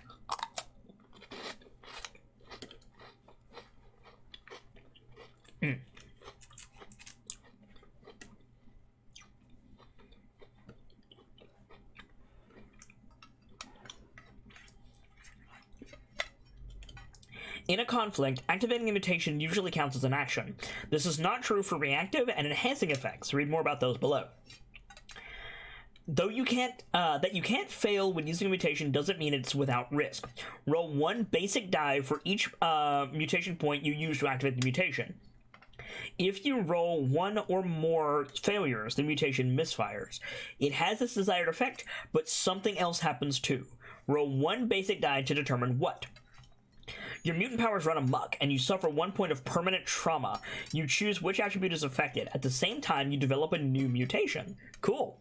You suffer the effect of the mutation, and take as much trauma as your target. If the mutation doesn't cause trauma, you get disoriented instead, and can't act at all in the next turn. The mutation consumes twice the amount of mutation points you intended to spend on it, without increasing the effect. You can't drop below 0 mutation points. The mutation locks down after it's used. You can't use it again for the rest of the session. Damn. The mutation changes your appearance in some way. You choose how. The effect is only cosmetic, but it is permanent. The mutation gets supercharged. You get back the mutation point you just spent, and you can immediately, in the same turn, activate the same mutation again against the same target or another.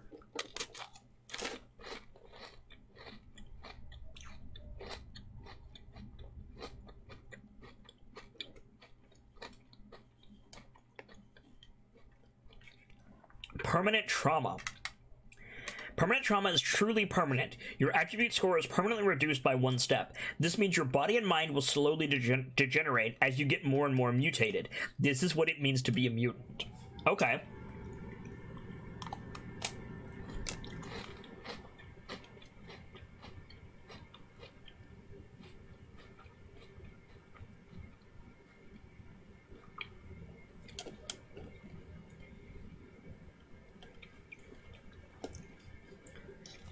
So, mutation list. Acid Spit, Amphibian, Corpse Eater, Extreme Reflexes, Fire Breather, Four-Armed, Frog Legs, Human Magnet, Human Plant, Insectoid, Insect Wings, Luminescence, Man-Beast, Mind Terror, Puppeteer, Parasite, Pathokinesis, Pyrokinesis, Reptilian, Rat Eater, Sonar, Spores, Sprinter, Telepathy, and Tracker.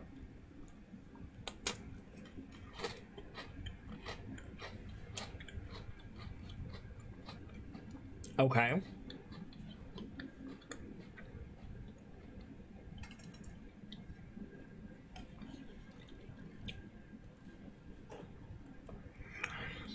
To have your attributes permanently decreased can feel discouraging. See it as a ticking clock, showing how much time you have left to make your mark on the Dawn world. What can you accomplish before your time is up? Also, to have your attributes go down doesn't mean you'll actually perform worse in the game. As compensation, you get more mutations and more mutation points, which are your most powerful tools. Finally, there's a legend among the people about an ancient drug called Regen that is said to completely restore a degenerated mutant. Interesting.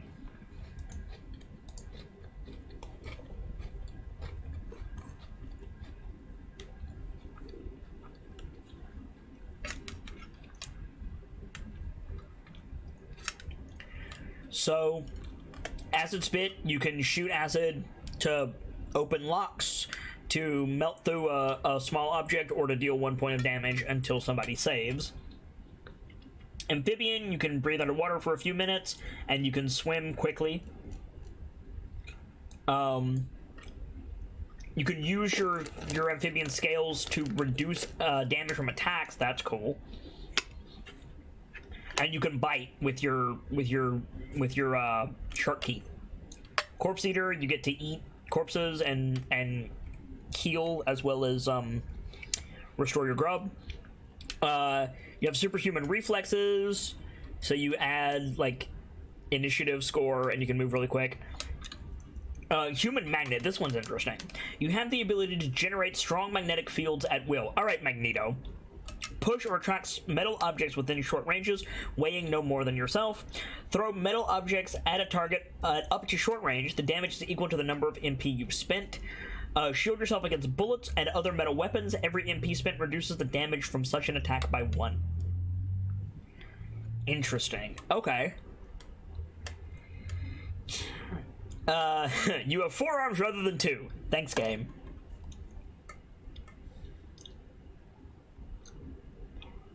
Okay. Your body has a natural ability to emit light. Puppeteer, by sheer force of will, you can control other humanoid creatures and turn them into your puppets. Yep. For 1 mutation point, you can just tell someone what to do. Wow.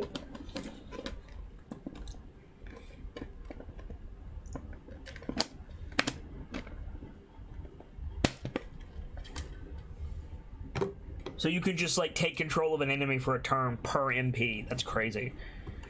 You can also make them spend their MP. And theoretically, you can use that on other players, which is disturbing. Man-Beast is what you expect. You can cast Fear. Absorbing life force of other living humans, being at arm's length. Steal 1 point of any attribute from the victim for every MP you spend. You cannot exceed your own maximum score. This effect does not heal critical injuries and has no effect on permanent trauma. So you could use it for drain. So you could be a vampire. Steal a mutation from another mutant. Costs you 1 MP. You can use the mutation in the next turn. After that, the victim gets it back. So you can take their mutation and use it, but they can't use it on their next turn, so you can lock them down. Interesting. And heal another humanoid's trauma. Every point to be healed costs 1 MP and will inflict the same amount and type of trauma on you. You can heal a non-lethal critical injury for 2 MP and a lethal one for 4 MP. This will not damage you. Interesting. So Parasite's really strong. Pathokinesis. You can affect the emotional state of others at up to near range. Pyrokinesis, you can play with fire. You can turn invisible with Reptilian. That's pretty cool. Yeah, there's a lot of cool stuff here. Alright. Conflict and trauma. How to fight. I'm not really concerned about this. Groups of NPCs that work together can attack with a single joint roll, helping each other, instead of all rolling individual rolls. This can make the GM's job easier, or you can just, not. Interesting. Okay. So we've got movement range, actions, and maneuvers. Do we know what maneuvers are? Do we specifically know what maneuvers are?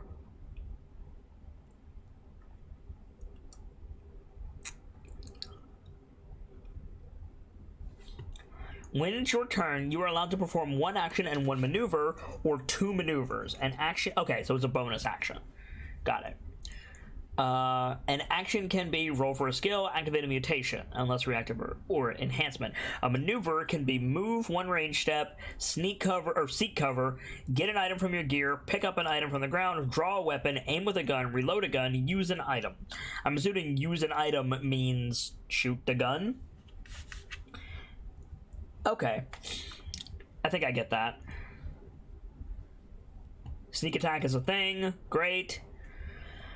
Combat maps. Generally, you don't need a detailed map of the battlefield. The GM sets up the scene by pointing out a few main features, and you're all ready to go. However, if you prefer to play the combat out in detail on a combat map, you can do so, even using appropriate miniatures if you want.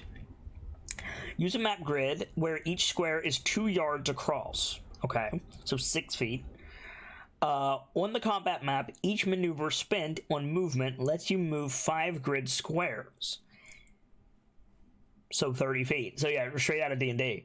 Diagonal movement is allowed. Note that vehicles and some mutations will double movement speed, letting you move 10 squares per maneuver. To take cover behind something, the object must be in your square or in a square next to you. As for range on the combat map, arm's length is in your square or the square next to you. Near range is 2 squares away, short range is 15 squares away, and anything beyond that, unless your map is huge, is at long range.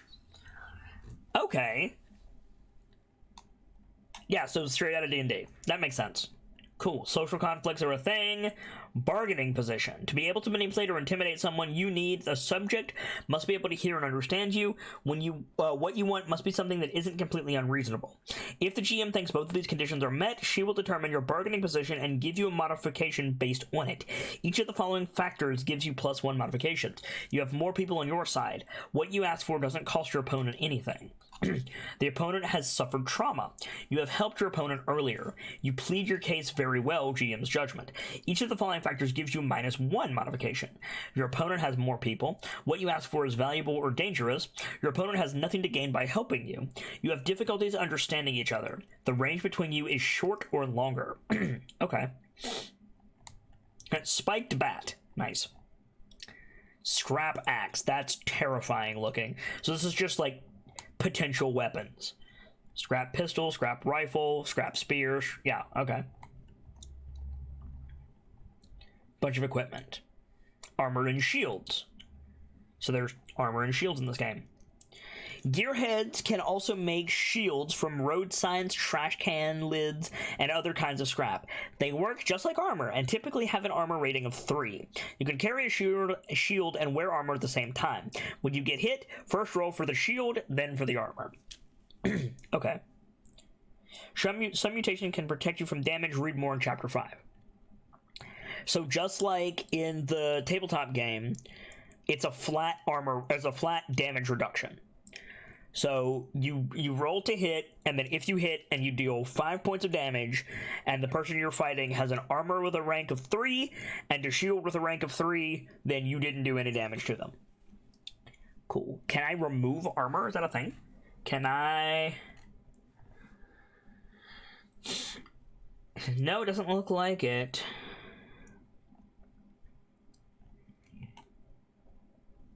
Yeah, it doesn't look like, doesn't look like damage. I don't know where I got 5 dice, but apparently you get a lot more than that. So, when an attribute score hits 0, you are broken. You've had enough and lack the will or ability to keep going. Exactly what that means to be broken depends on what attributes have been depleted. Okay. So, strength. You've been knocked out or in paralyzing pain.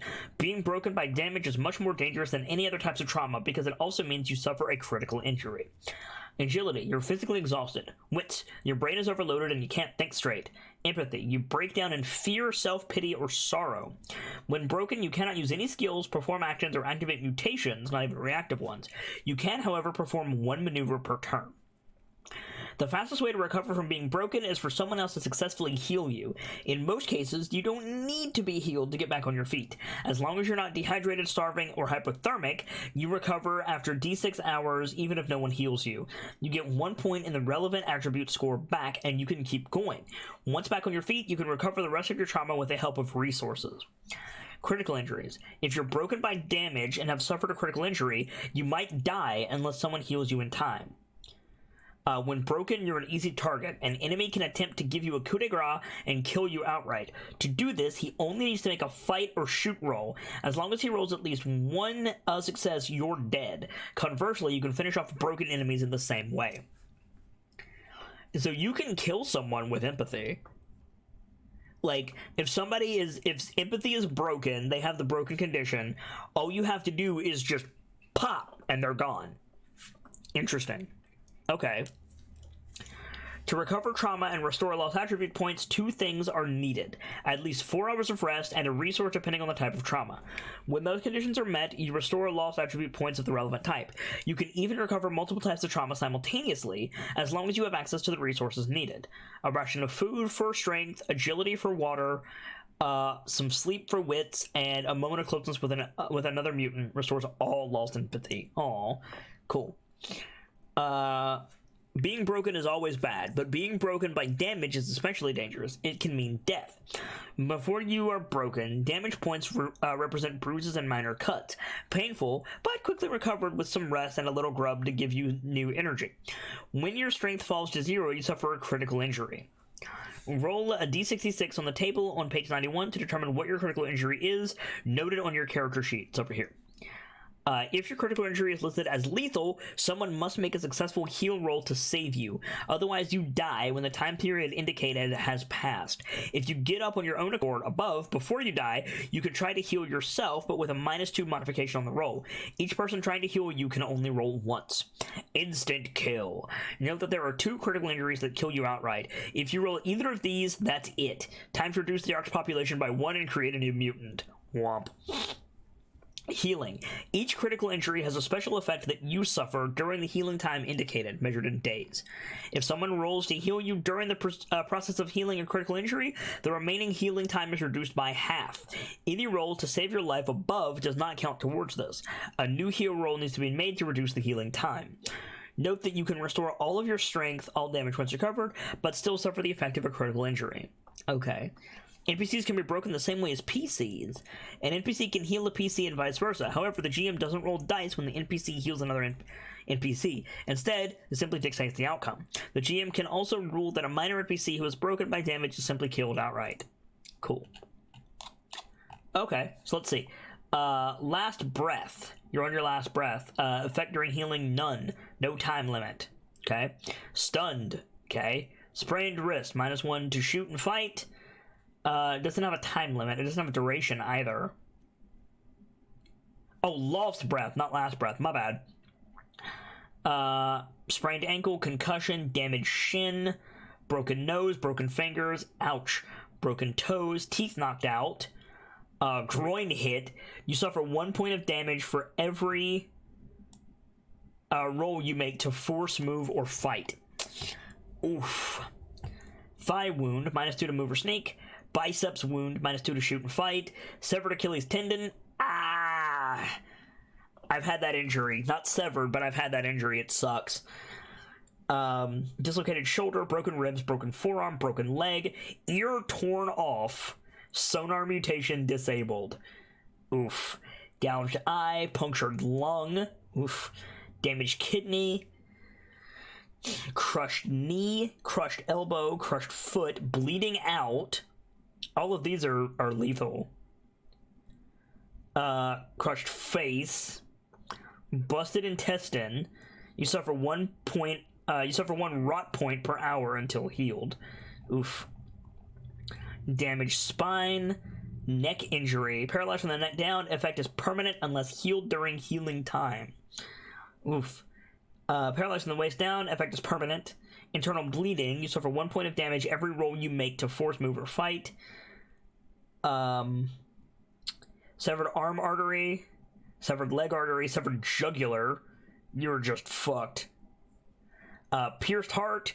Your heart beats 1 last time, then you die. Time to make a new PC. Womp. Crushed skull. You die instantly and will never see Eden. Non-typical damage. You are incapacitated until you die or are healed. And then a push roll damage. Okay, cool.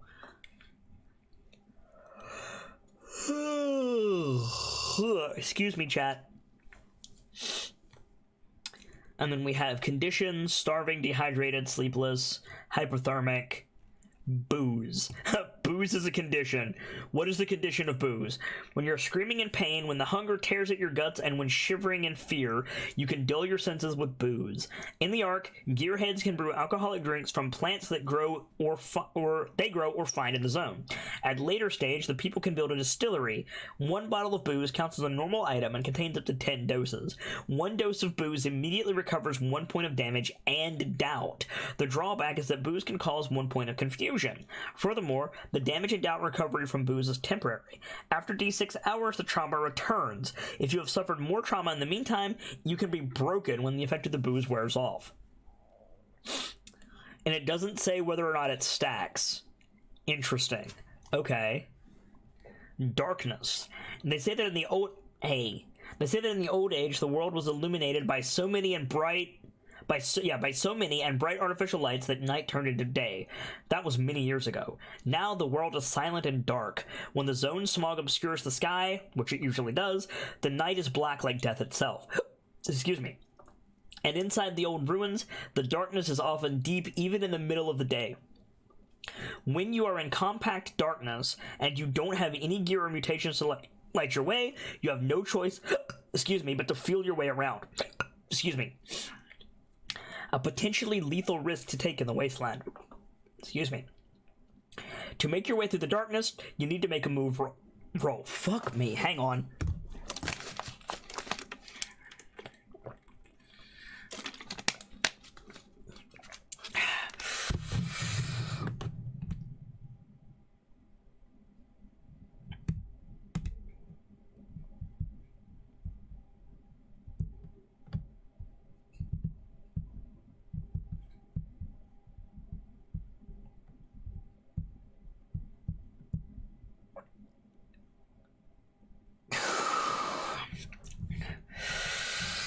To make your way through the darkness, you need to make a move roll. As a general rule, you suffer 1 point of damage or doubt. The darkness is frightening if you fail the roll.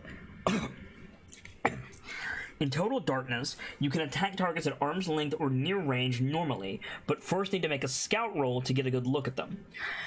That roll does not count as an action in conflicts. You can scout and attack in the same turn, but you can't shoot at targets at short range or more in total darkness. Explosions. In some parts of the zone, the ground is covered by deep craters, traces of the ancients' mighty weapons of mass destruction. Such weapons are rare now, if they exist at all, but gearheads can jury-rig some pretty powerful explosive charges. The force of an explosion is measured in blast power. When the detonation occurs, the GM or the player whose PC built the bomb rolls a number of base dice equal to the blast power for each person within near range of the blast. For every success rolled, the victim suffers 1 point of damage. The roll cannot be pushed. Victims at arm's length from the detonation suffer 1 extra point of damage. Effect radius. Powerful charges with a blast power of 7 or more can harm people even at short range. The blast power is then reduced by 6. If there are many people within short range of that blast, the GM can simply simplify the process by rolling just 1 roll and applying the result to all victims. Shrapnel. Normal explosions have a weapon damage of 1. The damage is simply equal to the number of successes rolled, except at arm's length where it is 1 more. A mean gearhead can arm his bomb with small bits of scrap like ball bearings or nails to increase the effect. This is a stunt when using the jury-rig skill. If so armed, the blast power of the bomb is increased by 2. Explosions can harm vehicles. Roll for the damage for the vehicle as if it were a person. Okay. In the zone, there are countless rust-ridden wrecks of vehicles from the old age. Only a few of them are in good enough condition for a gearhead to repair and make them run again. Several vehicles are described on the artifact cards. There are more listed in Chapter 14. Cool. So you can use vehicles. Also, check out the Doom buggy over here. That thing is vicious looking. Also, it looks like something out of The Walking Dead. In fact, I think I saw that in The Walking Dead. Okay. The Ark. That's a cool picture. I dig that picture a lot. The Ark is your home. This is where you have grown up together with other mutants, protected from the horrors of the zone around you. The Elder has kept you safe during the long winter, but the safe haven is no more. The Elder is dying, the people have become young adults, and grub is getting scarce. Mutant is turning on mutant. Packs are formed and plots whispered in the dark. But you must find a way to work together. The people of the Ark need to overcome their differences and find a new path forward. Evolve. Build a new civilization on ruins of the old. If you can't, the legacy of mankind will be lost forever. Create your Ark. The Ark, a settlement with a few hundred inhabitants, is the starting point of the game. All PCs live in the Ark and have grown up there. Maybe you have never even left the Ark. The outside world, the zone, is unknown and dangerous. Only stalkers and other fools head out there. To create your Ark, the first thing you should do when you have created your characters. To create your Ark is the first thing you should do when you've created your characters, pardon me. It's a simple process, just follow the steps below, use the Ark sheet at the end of this book, or download it from the Modifius website. Okay. So step 1, zone location. When you create the arc itself, you need to determine what zone it is in. Start by deciding where in the world the zone is located. It may well be somewhere in your home country, or it could be anywhere in the world. Preferably, the zone should, at least partially, contain the ruins of a city, so why not your own hometown? Decide, as a group, what the general environment in the zone looks like. Is it flat or hilly? What major rivers or coastlines are there? What landmarks? In the next chapter, you can find 2 pre-made zone examples, the Dead Apple and the Big Smoke. You can choose to play in either of those zones, or you can use them as inspiration for your own zone. So the Dead Apple is probably New York. The Big Smoke could be a reference to the Big Easy, which would be Chicago, I think? And Mutant Year Zero was in Sweden. Or Mutant Year Zero Road to Eden was in Sweden, so interesting. The zone map. The next step is to create a general map of the zone. This map is based on reports from stalkers or fading charts from the old age. On the inside covers of this book, you will find maps of the 2 sample zones mentioned above. You could choose either of these maps or draw your own, together with the GM. A map template is available at the Modifius website. Cool. The zone map has a square grid. Every square is called a sector and is roughly 1 mile wide. The entire zone map should show an area of at least 20 miles wide. You might think this is small, but remember that the zone is a strange labyrinthian landscape, often covered in smog. Movement in the zone is slow. Most of the zone map will be blank at the start of the game. Only coastlines, major rivers and lakes, and prominent landmarks and places rumored to hold great treasures or horrible dangers will be marked out. As play evolves, you will fill in the map or the zone log with details. Read more about exploring the zone in the next chapter. Big Easy, New Orleans. Windy City, Chicago. Thank you, AJ Draco. My bad. Type of arc. Once your zone map is done, it's time to look closer at the arc itself and decide what it is. The People's Sanctuary may be located in a variety of different kinds of ruins from the old age. Examples: an airplane wreck, a bridge, a farm, a gated community, a junkyard, a mall, oil rig, prison, scrap village, shelter shipwreck, skyscraper, that's cool, small island, subway station, or trailer park. Discuss in the group and agree on something you all like. Very cool. AG Draco says, esoteric knowledge. I mean, that's what we call bardic knowledge around here, AG Draco, and I'm always grateful for it. Describe jointly in the group which sector to place the arc in. Don't put it right in the middle. The central parts of the zone are usually those most contaminated by the rot, but also not on the very edge. It is recommended, but not necessary, to place the arc near the sea or a river or a large lake. The next step is to draw a rough map of the arc. That will make it easier for you to visualize where things happen during play. Mark your PC's shelters on the map, as well as the Elder's Refuge. Step 6 below, and the dens of the most important bosses, and the water source of the arc. In this chapter, you will find 2 sample maps for typical arcs, a scrap village and a beach passenger ferry. If you don't have the time or the inclination to draw your own map, use one of these. You can also download more at the website. Cool. Determine where in the arc the Elder lives. He is rarely seen in person these days, but his den is still a hub of activity in the arc, and this is where the chroniclers of the Dawn Vault most often can be found. Mark the spot on your arc map. The most influential people in the arc are the bosses. These are the local points for most conflicts. You should already have established some bosses when creating some characters, and one of your PCs might even be a boss himself. Before the game starts, it can be a good idea to describe the bosses of the arc a little, and even add 1 or 2 more. Bosses come in different types, see in the list below. About the Elder. Do you remember what it was like before the Elder got sick? He used to walk around the Ark and talk and help us with anything we needed. During the days, it was school time, and he taught the people to read and count. At night, we'd sit around the fires and listen to stories about the old age. The Elder said he hadn't seen it with his own eyes, but that he had read books and seen moving images that showed what a fantastic time it must have been.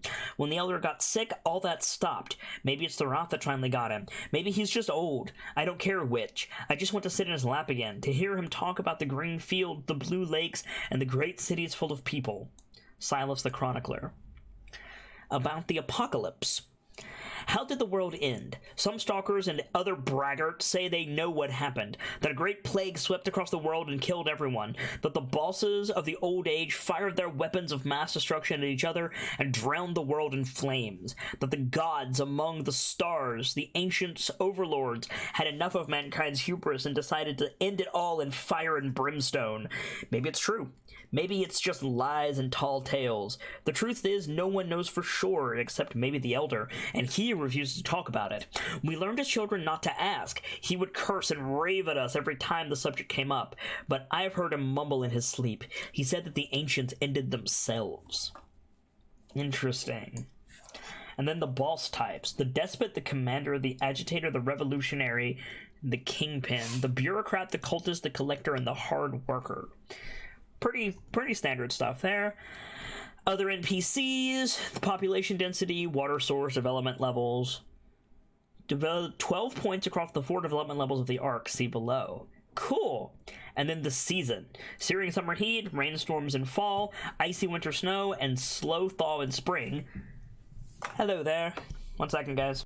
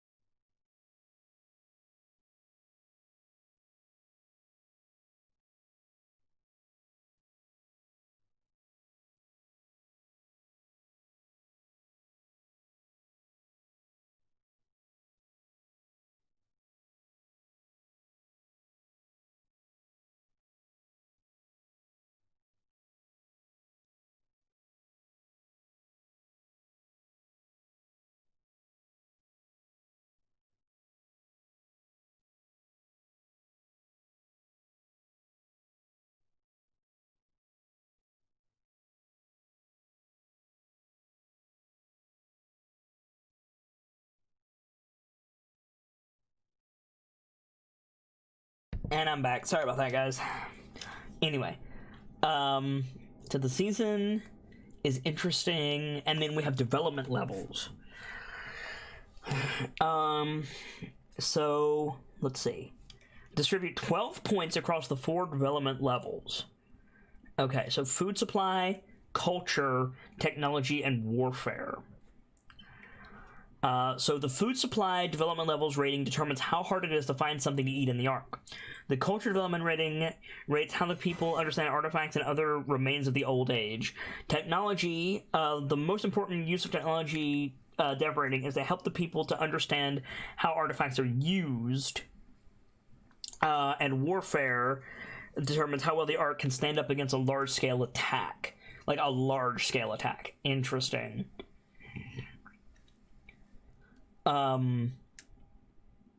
So this is like, we can apply this to factions that we've seen in other games. For example, the Nora tribe of Horizon Zero Dawn has a 0 in tech and a 0 in culture, but they have probably a 10 in food supply and a 9 or a 10 in warfare. Pretty cool.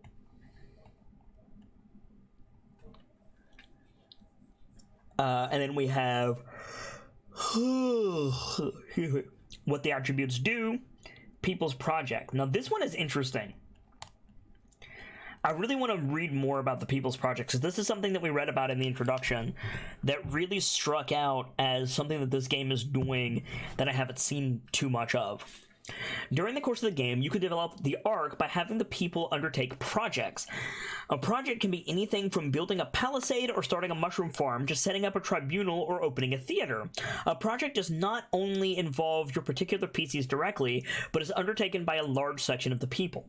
On page 104 and onward, you will find a list of projects. All projects have a minimum dev rating the lowest possible score in one of several devs for the project to be started, and a dev bonus that is added to the dev once the project is completed. Choose projects carefully. The projects you undertake determine what kinds of society you create. That's cool. How working on projects affects the role-playing is up to you as a group.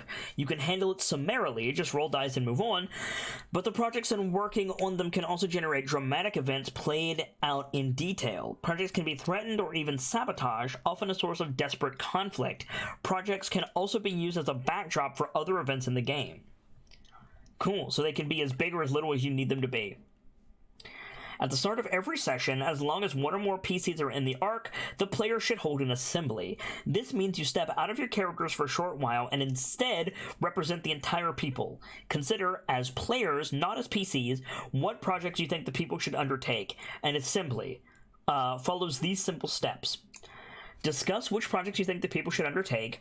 After a few minutes of deliberation, each player can nominate a project that he thinks should be undertaken by the people. Each player that has chosen a project notes it down on the ARC map and on the ARC sheet at the back of the book. Also note how many work points remain to complete a project. The list of projects below tells you how many work points a certain project needs to be completed. Measured in so-called work points. The number of work points is always multiplied by the number of PCs in your group. Thus, a palisade needs 4 work points for a group of 4 PCs, and only 2 work points in a group of 2 PCs. Okay, cool. Working on projects. That a project has been started doesn't mean that it will be completed. For a project to progress during a session, your characters must work on it. Of course, it's not just your PCs who are actually working, but their interest is used as an indicator for the commitment of the people as a whole. Whenever you like during the session, as long as you're in the arc, you may choose to work on a project. You can only do this once per session. It doesn't matter if you as a player started this project or not.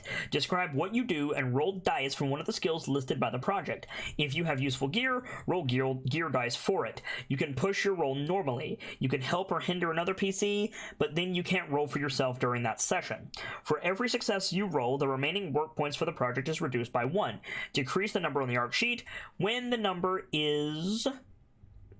of remaining work points is reduced to 0, the project is completed and can be used in the game by PCs and NPCs alike.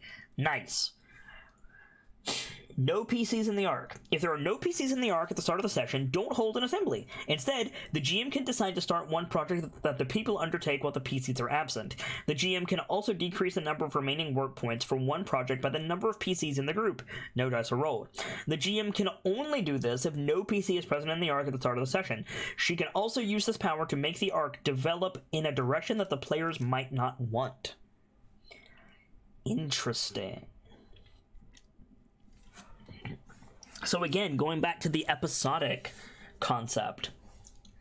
Completed project. When a project is completed, draw a circle around it on the map. The effect of a completed project is set out in the project description. Usually it is only a dev bonus, but in some cases goes beyond this. To determine the dev bonus, roll 1 or more d6s.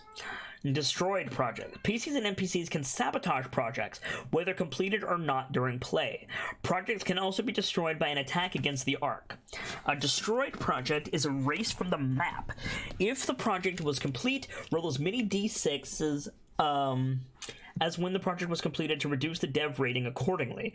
The people can undertake the same project again at a later time. Scrapping a project. The people can deliberately destroy an ongoing or completed project.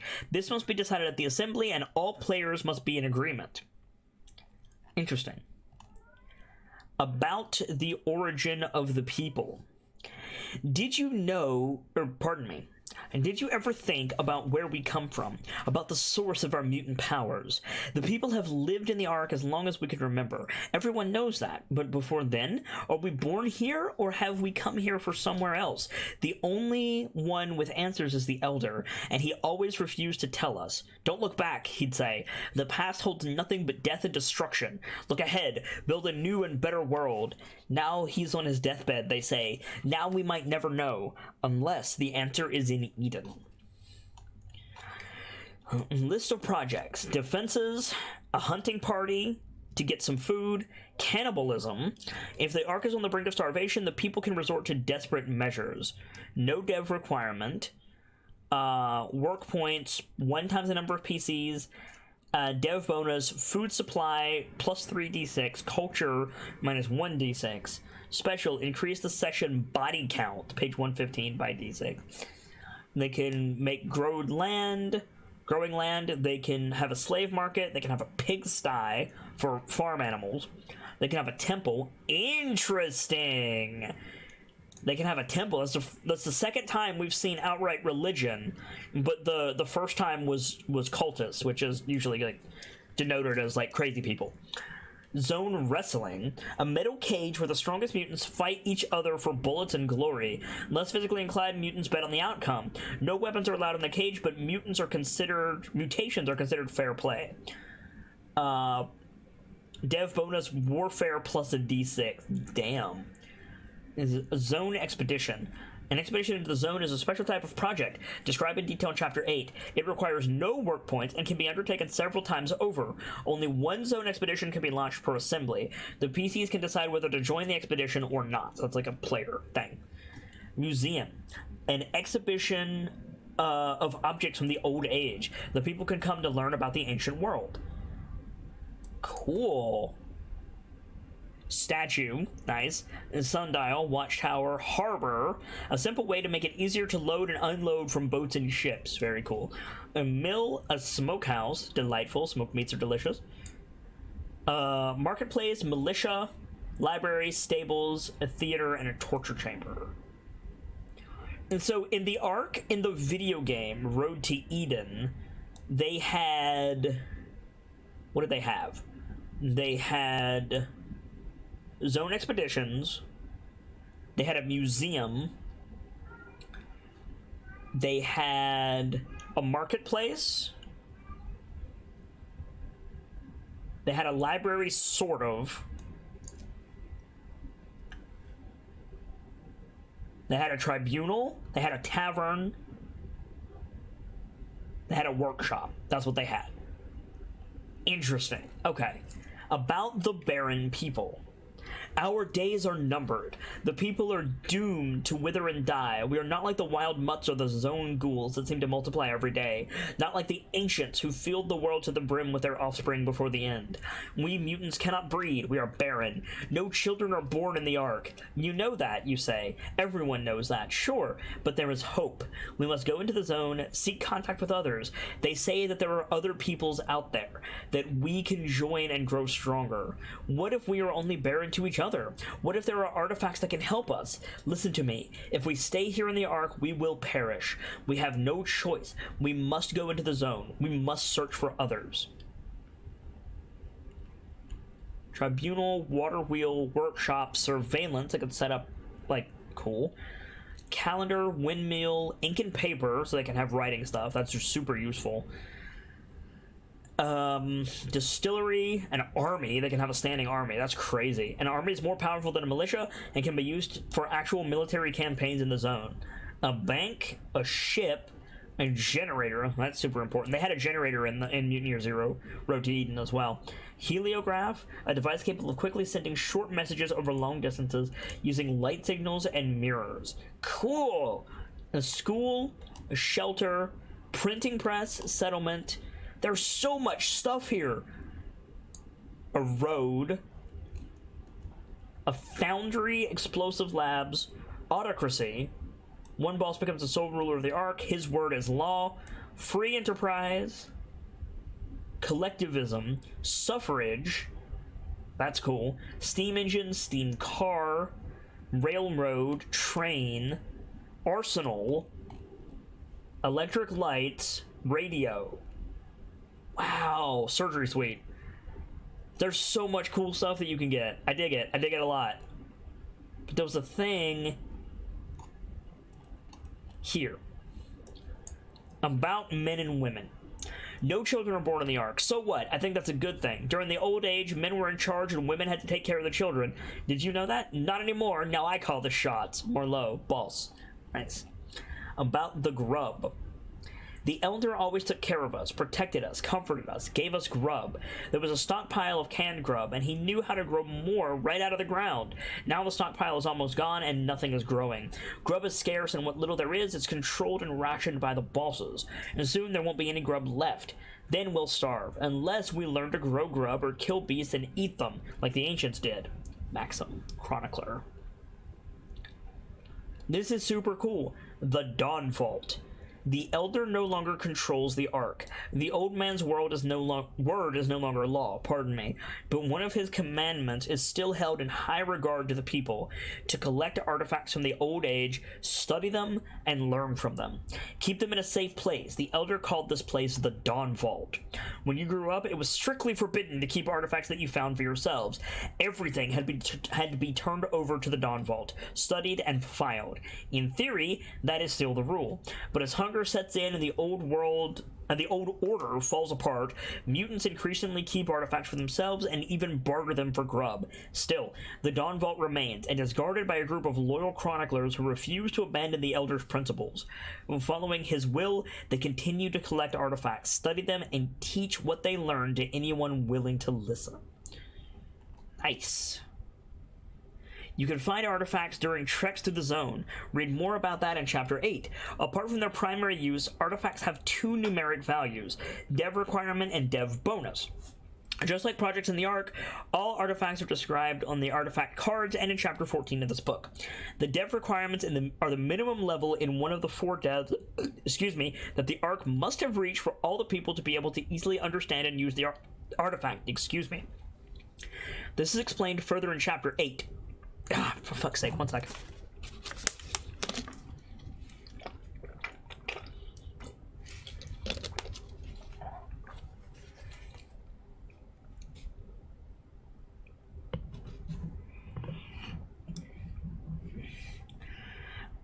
The dev bonus is added to the Ark dev rating indicated, but only if the item is handed into the Dawn Vault. All this means that if you find an artifact, you must choose between using it for yourself and handing it in to the benefit of all the people. Cool. You all know that there are threats out there. Someday, sooner or later, enemies will come to your gates to try to kill you, to eradicate the people. It's only a question of time. When the time comes, you need to be ready to fight. When an enemy attacks the Ark in large numbers, one of your players rolls dice against the GM to see how the battle unfolds. The roll will not decide the final outcome. That's up to your PCs, but only how the battle starts off, which side gets the upper hand. The strength of each force is measured by the battle level. The battle level of the Ark is equal to 1/10 of the Warfare dev rating, always rounded up. If the Ark is alert and combat ready, its battle level is increased by 1. The attacker's battle level is up to the GM, from 1 for a small band of ill-equipped fighters to 5 or even more for a large, heavily armed army. About burning the dead. Why do we burn the dead? Why not just throw the corpses into the zone or bury them in the ground like they did before the Old Age? Because we have always done so. It's the people's way, like the Elder taught us when we were children. When our bodies burn, we rise to the sky with the smoke, back to the other world from whence we came. So said the Elder. Do I believe it? I don't know. It doesn't matter. We have to do something with all the corpses. We can't have them lying, stinking up the Ark. Fair enough. When the battle starts, each side rolls a number of base dice equal to its battle level. Every success means that something goes right for that force. It advances, a key position is taken, enemies are killed. All players and the GM should cooperate to describe the scenes of the battle. Every failure rolled means that the force suffers losses and loses morale. Its battle level is reduced 1 step. When both sides have rolled, you can each settle, or you can push your roll. Reroll all dice that don't show a success or a failure outright. You can choose to roll any number of times you like, irrespective of whether the enemy force pushes its roll or not.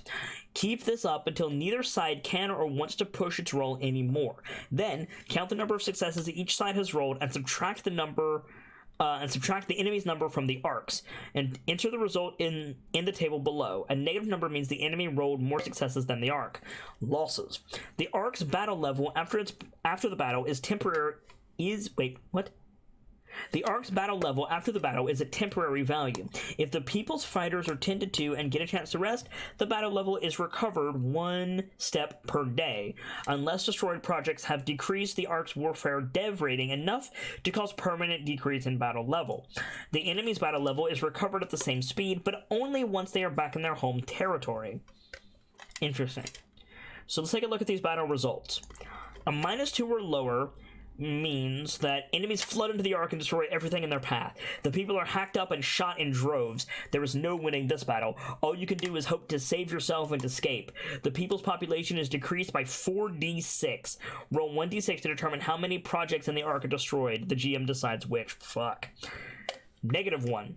The enemy has the upper hand and the Ark's defenses are breached in several places. The situation is desperate, but the PCs still have a chance to strike back and save the Ark from destruction. The people's population is decreased by 3d6. 1 project in the Ark is destroyed, and the GM decides what it is. 0. The stalemate. No side gets the upper hand. A few enemies have breached the Ark. The battle could go either way. The people's population is decreased by 2d6. +1. The Ark's defenses hold well, but the enemy is not deterred. A siege might ensue. The people's population is decreased by 1d6. 2+ or higher. The enemy break against the Ark's walls like ocean waves against a cliffside. Any attackers who aren't killed run for their lives, and some are taken prisoner. The people's population is unaffected. Wouldn't it go up? Wouldn't it go up if they take prisoners? But fair enough.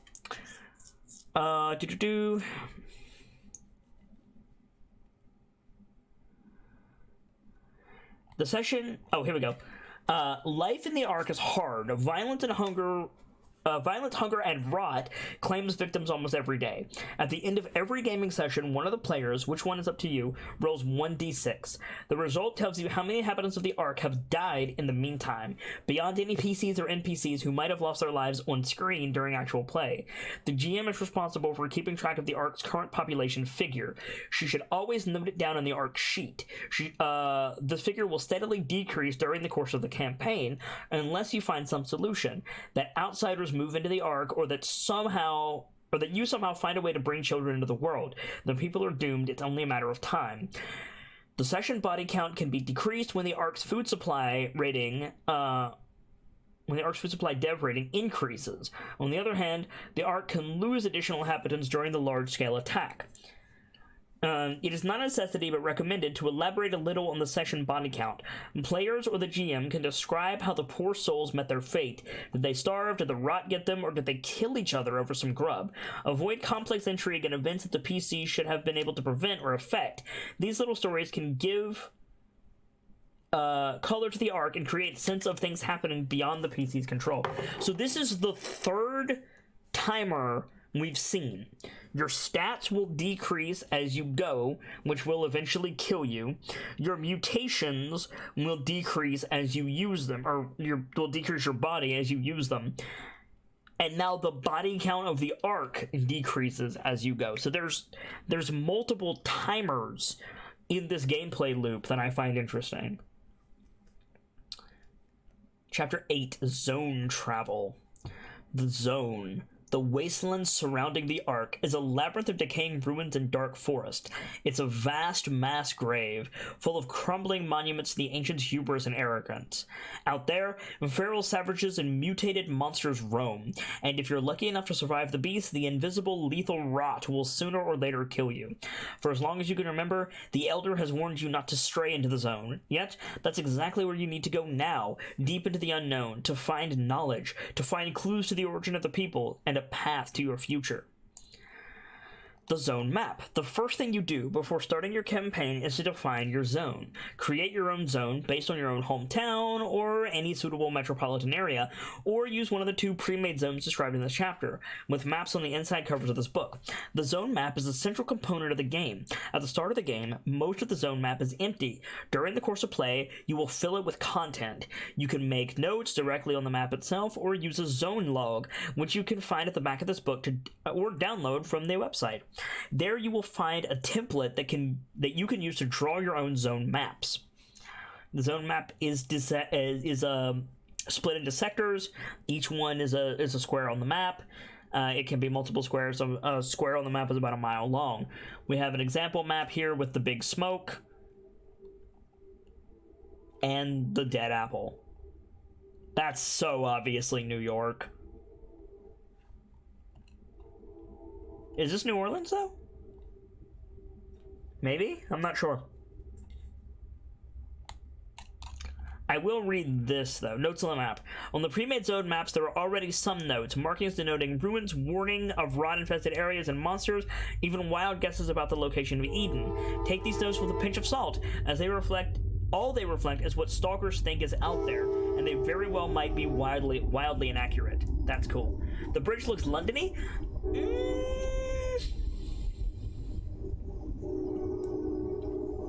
I guess a bit.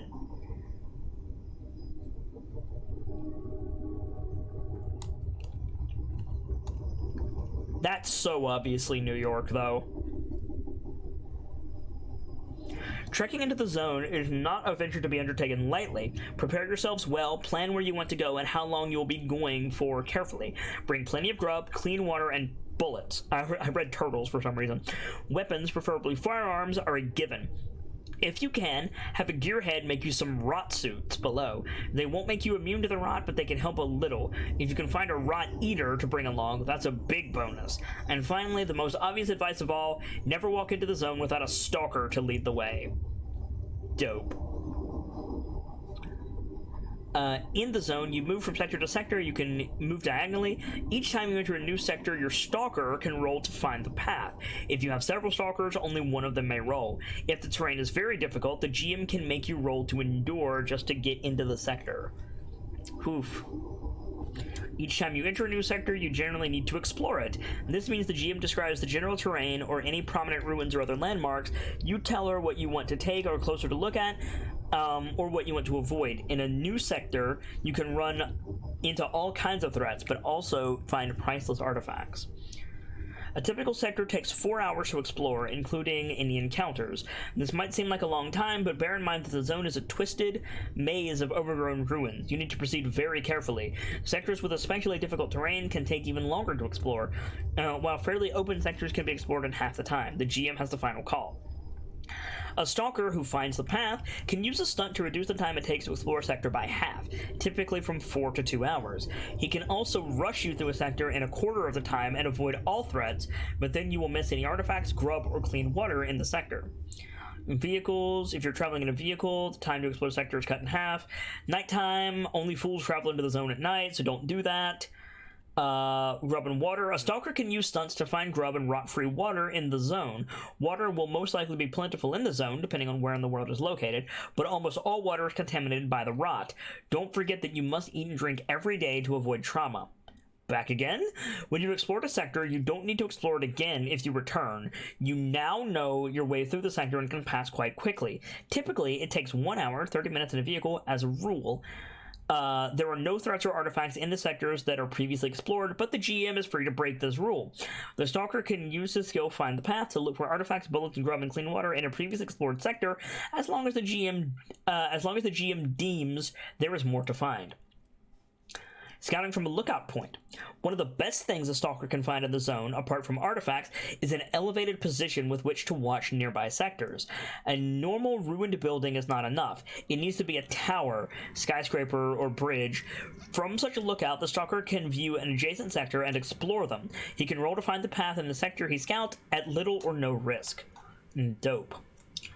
How the GM handles zone travel and creates the environment that the PCs explore is discussed further in Chapter 11. Zone expeditions, and this was like zone expeditions were a big part of Mutant Year Zero Road to Eden, the video game. So you would have a spot in the zone that you would go to, you would make your way there, you would explore it, do the thing in that area, and then go back.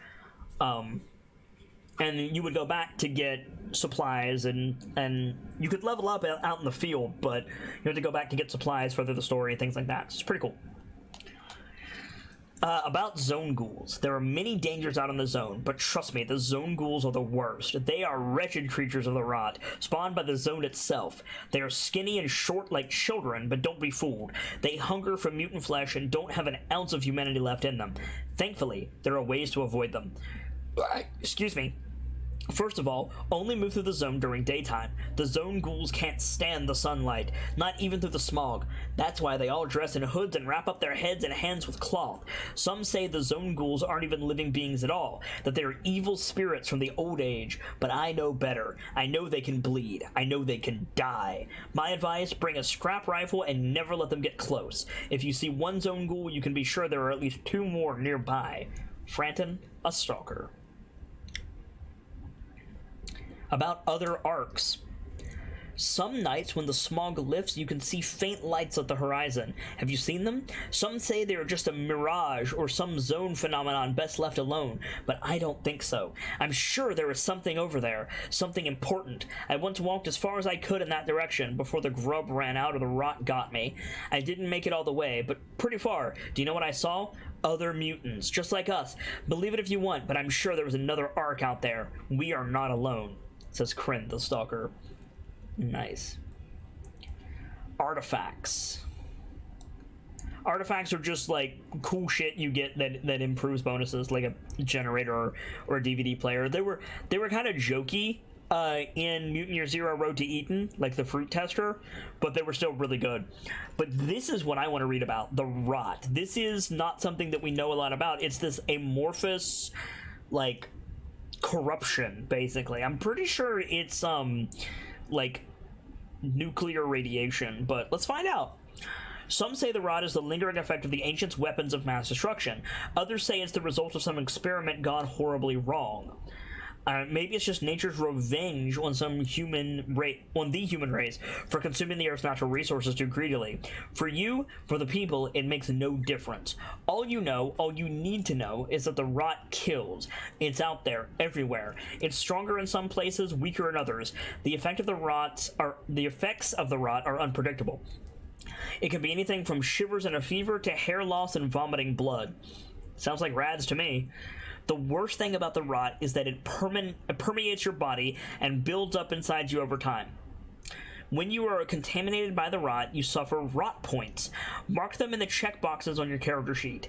Every sector in the zone has a rot level from 0 and up. When you go into a new sector of the zone, you will usually not know the rot level in it, so be careful and make sure you can get out quickly if you need to.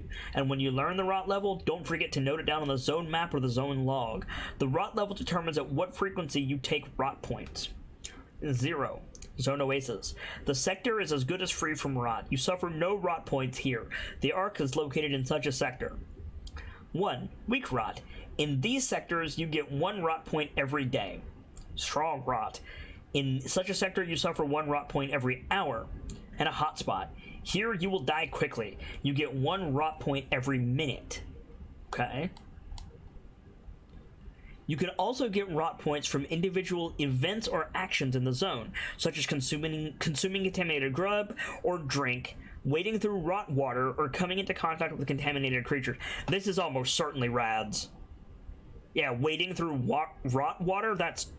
because water holds on to radiation like crazy. In these situations, you suffer 1 or more rot points directly. This is called a rot attack. Eating or drinking 1 ration of contaminated grub or water will typically give you 1 rot point. Every time you suffer a rot point, you must immediately roll a number of base dice equal to your total amount of rot points. For every failure you roll, you suffer 1 point of damage, trauma to strength. Damn! Wow. So, yeah, that'll just kill you outright real quick. Rot suits. Gearheads can construct primitive rot suits from bits of scrap, Typically, they provide the protection rating of 3 against the rot. This means you get to roll 3 gear dice every time you suffer a rot point. If you roll 1 or more successes, the suit absorbs the rot point. But every failure you roll, the protection rating decreases 1 step. The suit can be repaired, just like any piece of gear. There are artifacts that can give you even better protection against the rot. The Rot Eater mutation makes you immune to the effects of rot-related trauma. You suffer no damage from it, but you still accumulate rot points. Decon. When you are back in the Ark or take refuge in some other rot-free area, 1 rot point will leave your body every day. If you wash your body in clean water, half of your rot points rounded up go away immediately. You only get this effect from your first wash on returning to the Ark. Permanent rot. When you are contaminated by rot, there is a risk that it will stay in your body forever. Every time you are about to lose 1 rot point, roll 1 base die. If you roll a fail, the rot point stays and becomes permanent. Mark this on your character sheet. Permanent rot points stay with you for the rest of your life, no matter how hard you scrub yourself. Permanent rot points cannot be used by the Rot Eater mutation. About the rot. Lore. So, you want me to take you into the zone. You think you have what it takes? You have no idea what it's like out there. No idea. Let me tell you about the rot, and we'll see if you still want to go ahead after that. The good kind of rot is the kind you can see. Green sludge floating on a still pond. If you get it on your body, it will seep into your wounds, your mouth, and eyes. It will slowly break you down. The bad rot is invisible. You won't know it's there until your bones and muscles ache. If you get too close to the hot spot, your hair will fall off. You puke blood. If you don't get away quickly, you're done for. How do I survive the zone, you ask? I know where to go, and where not to go. I know what water to drink, what food to eat, and I know how to endure pain. The rot hurts more than I can imagine. Are you sure you want to go? Fair enough. And then, about the enclaves. When the world ended, not all people died. We are proof of that. They say some people fled the apocalypse. They dug deep underground, dove to the bottom of the ocean, or left the earth to build floating cities in the sky. This is verbatim what Borman says in the game when talking about the enclaves. This is verbatim what Borman says. These sanctuaries were called enclaves, but the apocalypse didn't let people get away that easily. They say a great war broke out between the enclaves, that the last people tried their hardest to annihilate each other. Mighty weapon strikes crushed underground enclaves and felled others from the sky in a rain of fire. How is the war ended? Who knows? Maybe it's still going on. Cool. And then we get into the Game Master section. Oh... This is so cool! I hope you guys are enjoying this, because I sure as hell am. You are the Game Master. You are the Ark. You are the Zone. You are the Rot itself. You are the friends and enemies of the PCs. You are the monsters stalking them amongst the ruins. You are the artifacts waiting to be discovered. You are the truth about the people. You are the journey to discover that truth. It's a tough job, but also great fun. This chapter tells you what to do, and the following chapters give you all the tools you need on top of your own imagination. Mutant Year Zero doesn't require much preparation on your part. There is no preset course of events that you need to memorize. Instead, you and the players create your story together, using the tools of the game and your own creative minds. In this chapter, you will find the basic principles of the game, as well as typical events in the Ark and the Zone. These are also guidelines to help you run your first session of Mutant Year Zero, and advice on how to create and manage your NPCs. 12 basic principles underpin this game. Their purpose is to help you set the right tone for the game, and to be there as a support when you handle various situations that can arise during play. And so it's the 12-step program of GMing Mutant Year Zero. Number 1, the most important thing you need to know is that everything rots. Okay.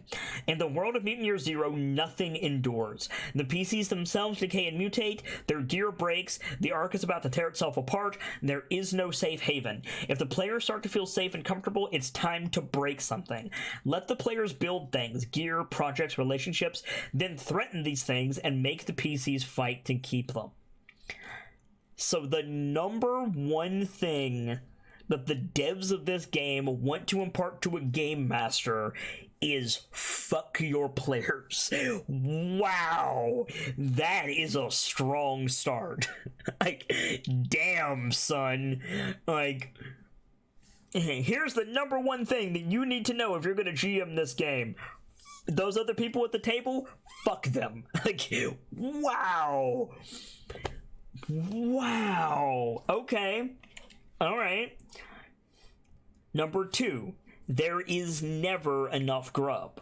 To survive, the PCs must go out and look for resources. The game mechanics will create a constant need for grub and clean water, and your job is to make them fight for it. But don't make resources impossible to get. In the Ark, there is always a fixer or a boss who can get grub for a price. Out of the zone, stalkers can find grub, but it will probably be contaminated by rot. If you've got it, you're a target. Number 3. If the PCs, against all odds, come across a large amount of grub or bullets, or if they find a powerful artifact, it doesn't mean their troubles are over. They will draw the envy of other mutants in the Ark, who might try to cheat them or just plain kill them and take their stuff. Make the PCs fight to keep what they have. Number 4. Mutations are there to be used. The mutations are a central part of the game. Give the PCs plenty of opportunities to use them. Since the mutations are random and not chosen by the players, they may find it difficult to find a use for them. Help them by creating challenges tailored to the PC's specific mutations. Is a PC reptilian? Give him an enemy to sneak by. Does PCs have insect wings? Show her a lookout post to fly up to. Cool. Number 5. Everything is personal. Oh my shit. In Mutant Year Zero, the PCs are not faceless adventurers killing for gold. No murder hobos. They are individuals with dreams and relationships. Sure, they may strive toward a common goal, and that may work for others in return for grub or bullets, but in the end, the game is about what the PCs want for themselves. Treat your NPCs the same way. Give them names, give them goals, make them individuals. Okay. Number 6, the players lead the way. So, after everything is personal, then it says the players have agency. Mutant Year Zero is about discovering the mysteries of the old age and building a new society among the ruins. That's only going to be fun if the players are allowed to go where they want and build what they want. This doesn't mean you should give them everything they desire. On the contrary, the more they want it, the more you should make them fight for it. Your job is to challenge the PCs and give their actions interesting consequences. Number 7. The players have the answers. Ask the players questions about their PCs, how they feel, what they think, what has happened before, and how they plan, and what they plan to do next. Ask follow-up questions. Be specific. Use their answers when planning new challenges for the PCs. You can even let the players decide minor things not related to their PCs. What does the ruined building look like? Who meets them at the gate of the Ark? You don't have to describe every detail. Let the players contribute. This is the second time that they've brought this up, and it's amazing to me that I'm reading this in a tabletop book. I have never seen this before. Sure, it makes perfect sense, but never have I seen it written in the text where the GM looks at the players and goes, "Who's waiting for you outside the Ark?" Like, that's insane. That's so good. Like, there's so much improvisation, even from the GM with the cards and all the dice rolls. Crazy. Crazy, crazy, crazy. Number 8. The end is never set. It's fine to consider what twists and turns your campaign might take beforehand. If you want to prepare possible encounters with NPCs or monsters, do so, but don't become a slave to your plans.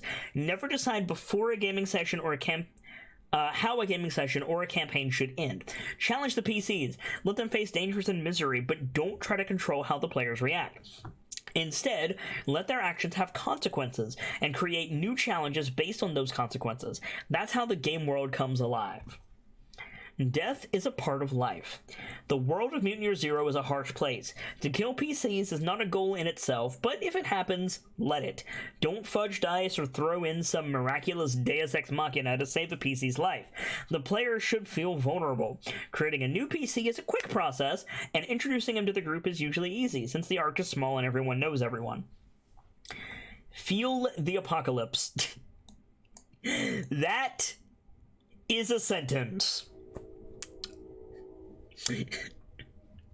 That's a tagline is what that is. That's a tagline for a band or possibly a cocktail.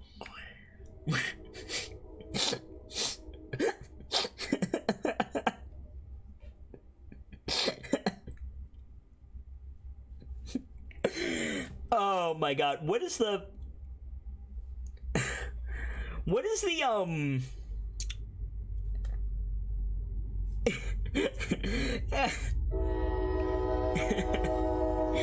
yeah, it's a cocktail. It's equal parts absinthe and Everclear. We call it the Mad Max. Feel the apocalypse.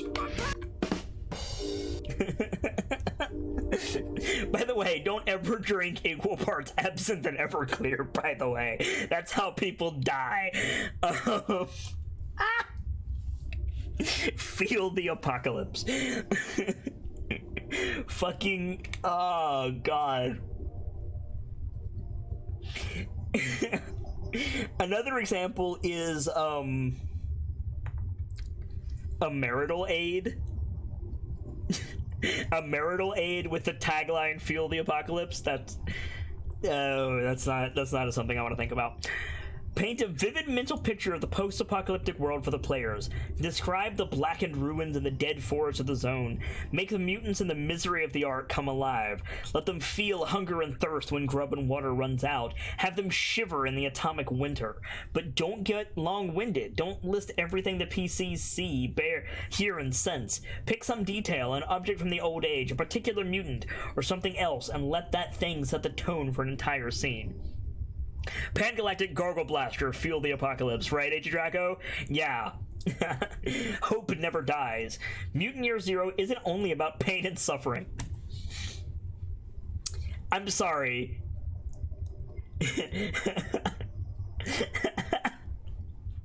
This right here, this needs to be the first line of this book. This is not the first line of this book, and it needs to be. There's your fucking tagline right there. Mutant Year Zero, it's not only about pain and suffering.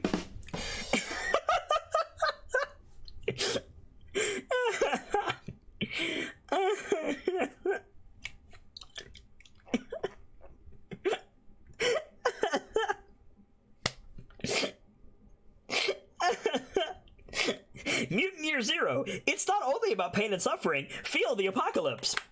Fucking hell.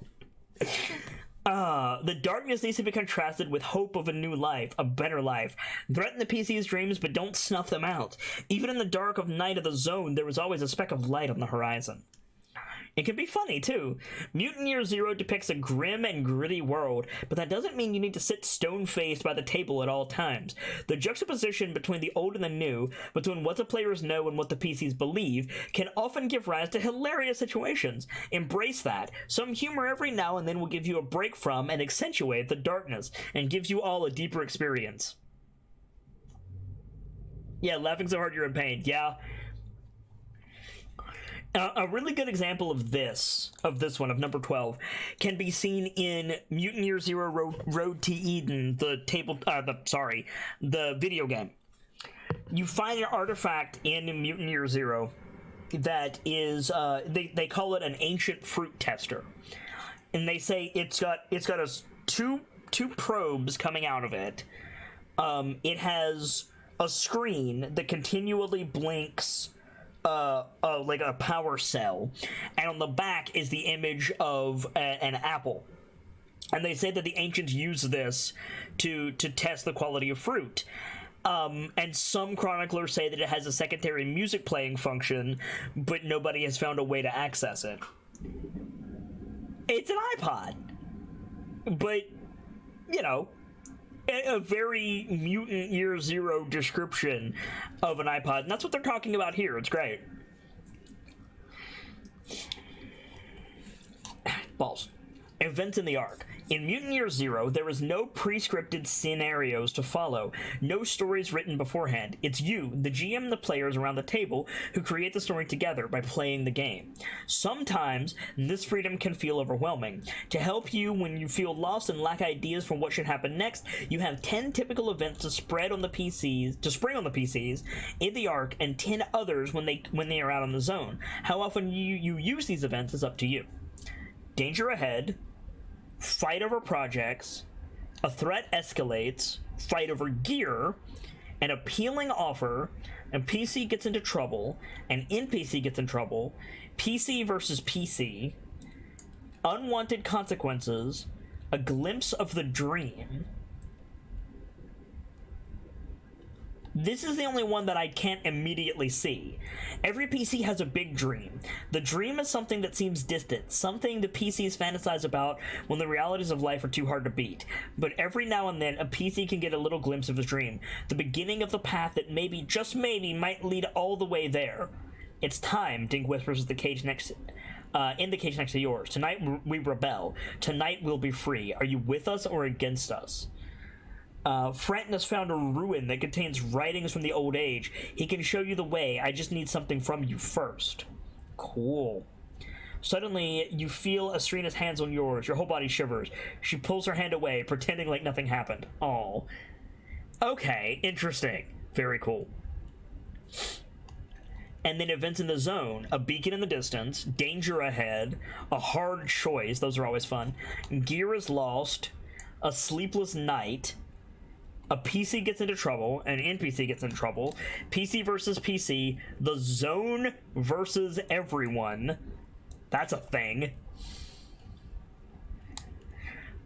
The zone can divide, but it can also unite. Every now and then, present the NPCs with an obstacle that they'll need to cooperate to overcome. It could be a group of zone ghouls they need to get past, a ruined building they need to get through, or acid rain they need to take cover from. Give the PCs the opportunity to use their skills and mutations for the good of the team. That's pretty cool. An unexpected encounter. That's pretty cool as well. Ow! So, first session. Your first session as GM of Mutant Year Zero can be a little intimidating. You have no script to follow, no pre-prepared story to lead the players through. Don't worry! The game's mechanics in the form of art projects, threat cards, and events above will give the players plenty to sink their teeth into. Here are some thoughts and advice you might want to take a look at before your first session. Don't make a grand plan. Do not, prior to play, think up a grandiose story for the PCs to follow. The plot will grow organically during play. Keep an open mind and play out what happens. Make the most of PC generation. Be active and engage when the players generate their characters. During the process, they establish their relationships to each other and to key NPCs. Take note of all of these NPCs and use them during play. Begin with a project and a threat. The game will typically begin in the arc. Before the actual playing starts, the players will hold an assembly to choose the first project for the arc. Then you draw a threat card or roll up a threat, see Chapter 10. The project and the threat are your basis for the first session of play. Start play with a scene related to the project and bring in the threat to the arc to escalate the situation. Take your time. During the first session, the players get a feel for their characters. They need to find their place in the arc to test their relationships with the NPCs. Give it some time. Listen more than you speak. Use the projects, use the threat, use the relationships with the NPCs when you feel the need to move the story along, but don't push it too hard. Ask questions, take notes, see the first session as a prologue before the real action starts. Use what you learn. When the first session is over, things will already have happened. Conflicts have been established, relationships tested. Planning your second session, you'll have plenty of threads to pull. You have an idea of where the story will go. Nice. I don't really need to read the rest of this because I've been GMing for a while, but it's pretty alright. I appreciate that they put it in. Starting in the zone. An alternate way to start your first session is to play the special zone sector for a mouthful of water in Chapter 15. In this case, play begins out in the zone, with the PCs on expedition. This way, you get a chance to familiarize yourselves with the basic game rules before jumping into the intrigue of the arc. Excuse me. Let them live. If you can, avoid having NPCs dying too quickly. An NPC who survives and can come back is more interesting than a dead NPC. In the arc, there was always some bonesaw around who can save a dying NPC. Avoid giving the PCs the chance to get to an important NPC at an early stage. If they have enough MP, nothing can stop them. Try to place henchmen in the way so that the PCs need to deal with them first.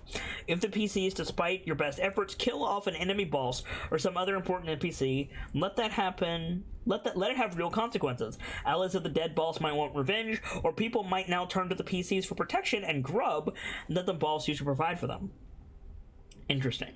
Fine-tuning the opposition, talking about, player threats, things like that, dealing with resources. Really good stuff. It's a relationship map? A convenient way to handle NPCs is to use a relationship map. Grab a blank piece of paper and write down the PC's names in the corners. In the middle, note down the names of the most important bosses in the arc. Between them, wherever there is space for it, write down the names of other NPCs that the PCs have relations to. Then, draw lines between the names to mark relationships, and write a word or two next to the line to describe it. The relationship map will grow as play progresses and becomes a valuable tool for you as a GM. It can give you lots of ideas for dramatic events to spring on the players. That is actually a really good idea. And it also shows that there's going to be a lot of, like, Blades in the Dark style, like, characters. A little Dungeon World, a little Powered by the Apocalypse, and a whole lot of Lords of Waterdeep. So you could really choose to play this, like, mostly in the arc, or play it, like, out in the zone, or a mix of both. It's really cool. I appreciate it. We've got some stalkers and bosses.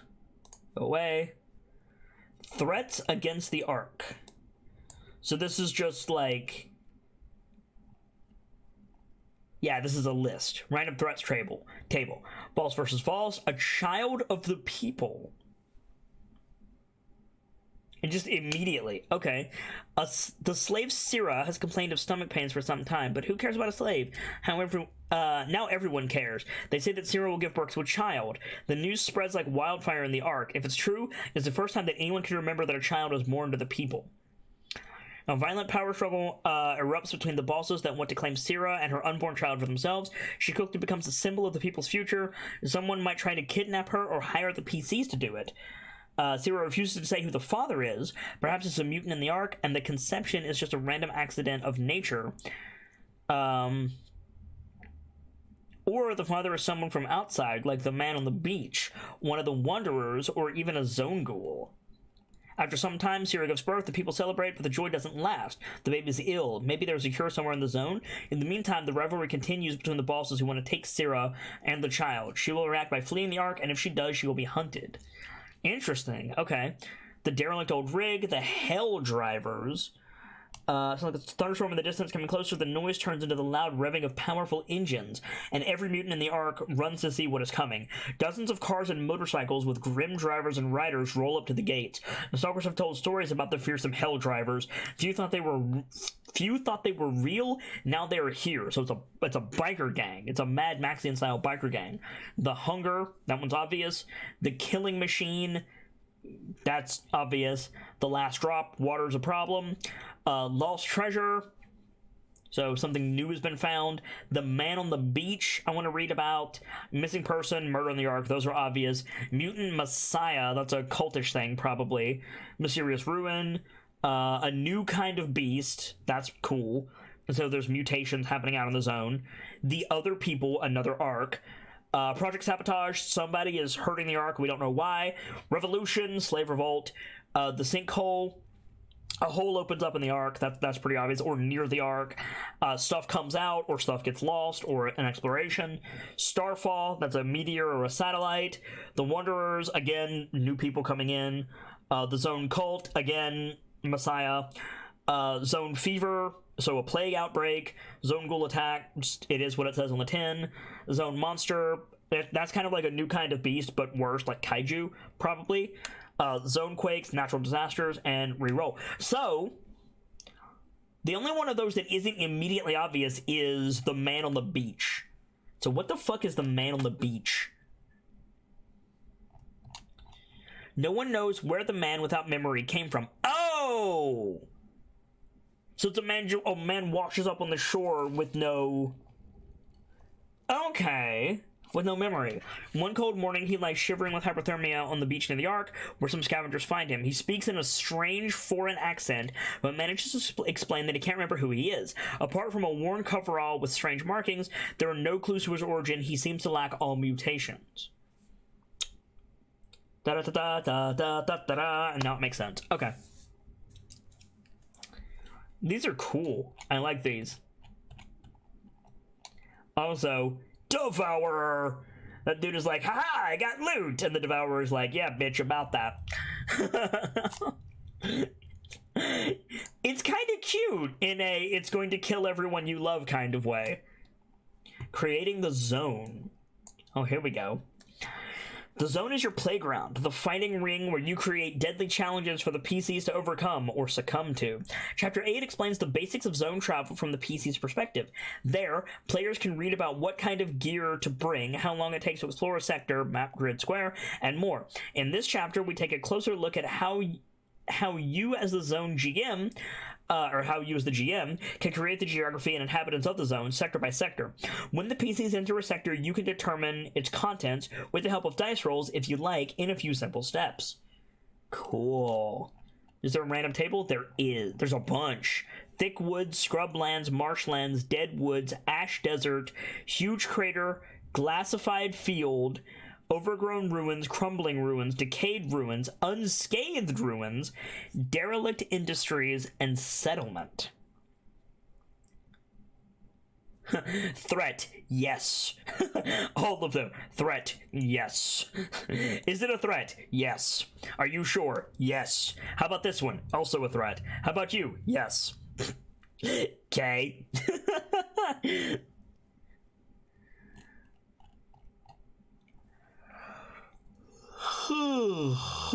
Excuse me. You're the boss! The random tables at this chapter help you populate the sectors of the zone with ruins, threats, and artifacts. Choose freely from the tables and roll dice. Whatever method you use, remember that the charts are nothing more than a tool for your benefit. You decide what's out there in the zone for the PCs to run into. Your goal is to create the best possible gaming experience. Remember the typical events from Chapter 9, and use the tables in this chapter to give those generic events specific content. Like Izza and Fala, if you guys remember Izza and Fala from the video game Road to Eden.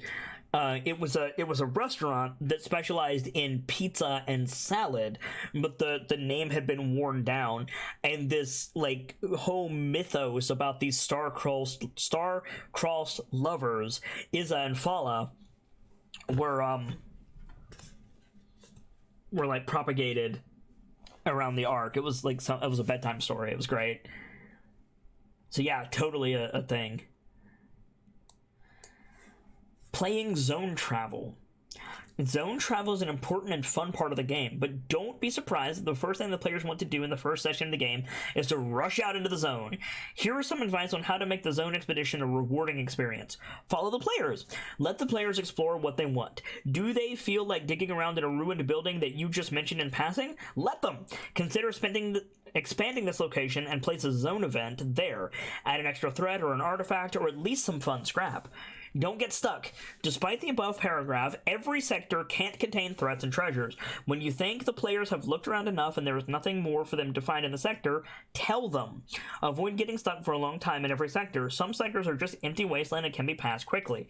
Give them scrap. Don't forget the scrap table on the back of this book. Giving the PC scrap often creates fun situations and helps to set the mood for the game without making them more powerful. You don't need to worry about giving them too much. Nice.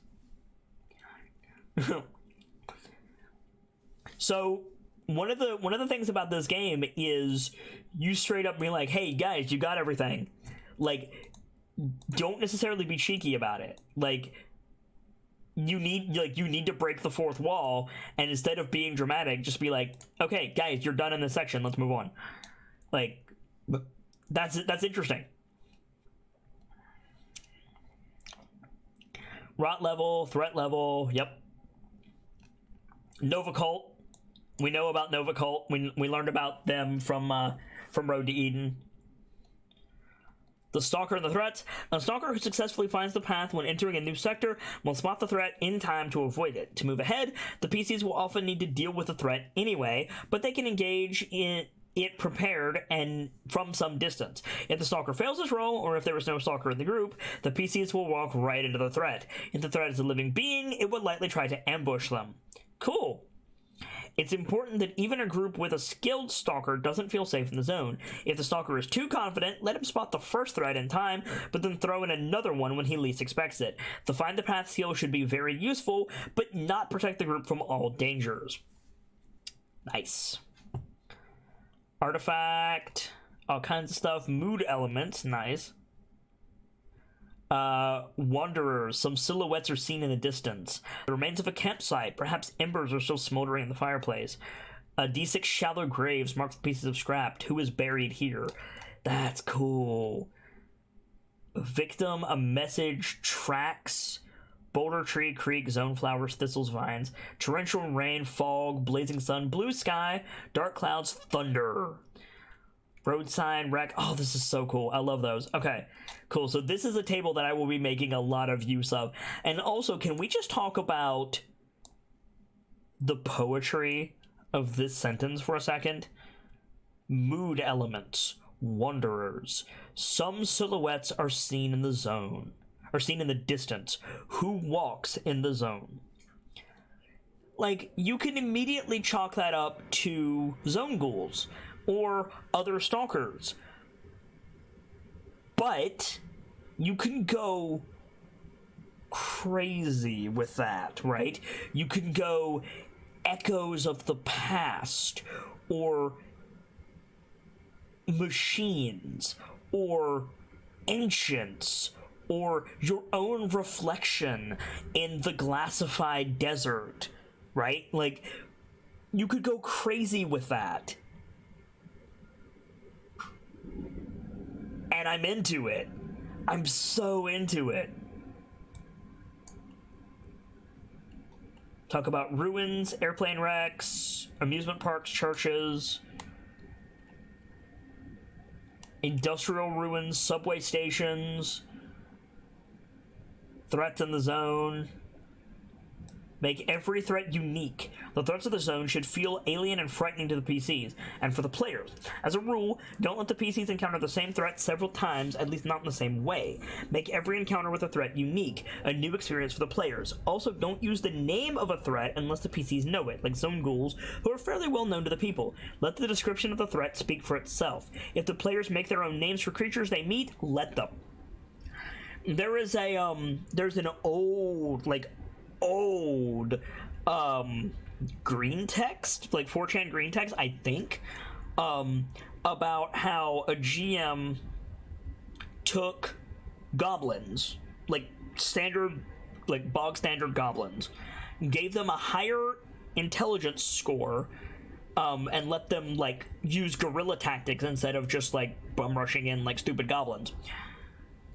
And then he removed the word goblin from the equation, and he had the NPCs of the area referred to, I don't remember what they referred to it as, but it was something like they had a word for it, but it translated to like the beings of the forest or something like that, some kind of like scary like bogeyman. And the creator of the post went on to say that like his players were fucking terrified. Like, they were like avoiding the forest. When they encountered one, the GM never said the word goblin. He described what it was, and the players just immediately beat feet. They were just like, nope, we're out, bye.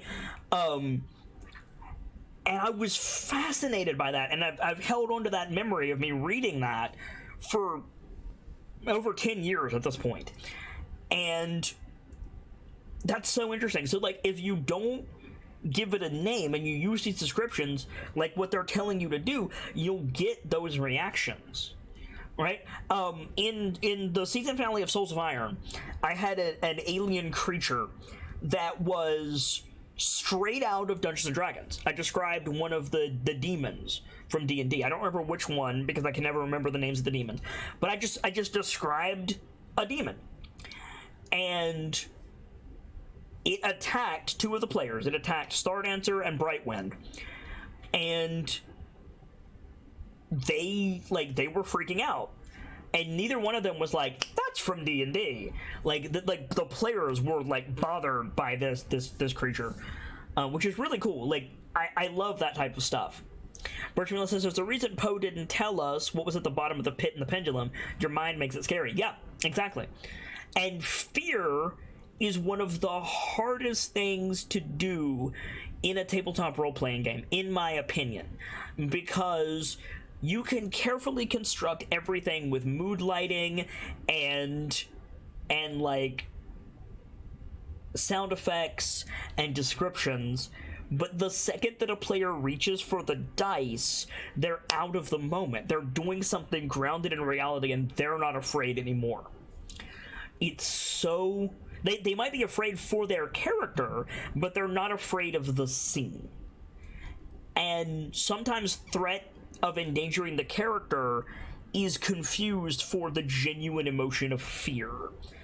And as a storyteller, I'm gonna be honest, I have yet to find a good way to instill fear in my characters except for endangering the fear of my players, except in endangering their characters. It's easy to elicit a fear of, oh, I'm gonna lose my character, I don't like that. It's very, very hard to creep them out. And I've been trying to do that for years, and I still have trouble with it, unfortunately. I can do it with a couple of people, but usually those people have been at my table for a long-ass time. I can't do it with new players almost at all. And that seems to be a common thread. Like, I've had a lot of GMs tell me the same thing, that it's really hard to do. Whatever threat you let the PCs encounter, you can use cold and darkness to make the situation even more challenging. See Chapter 6 for rules on this. Okay. Humanoids, mutants.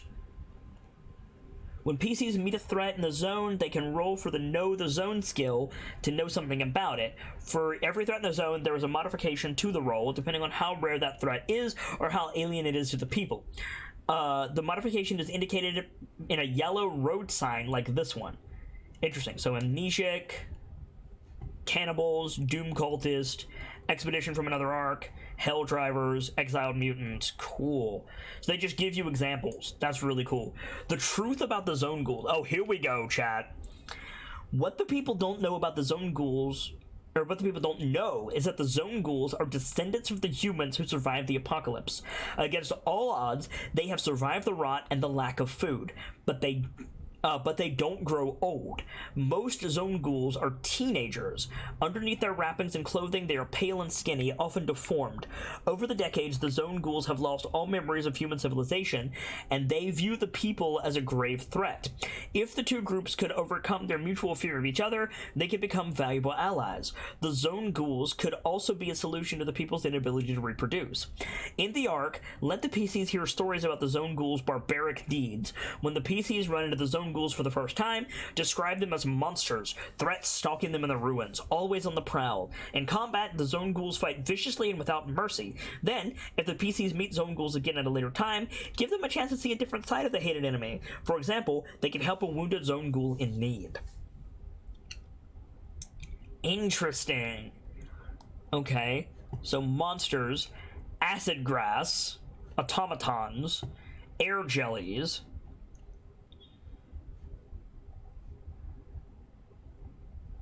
bitter beast. I love these names. Deathworm. Deathworm is definitely a cover band for something. Devourer, Grazer, Killer Tree. Nice. Something is just called Nightmare. Oh, Nightmare Flowers. That's even worse. Mind Mosquitoes. Because, you know, mosquitoes aren't bad enough. We have to do with mind mosquitoes.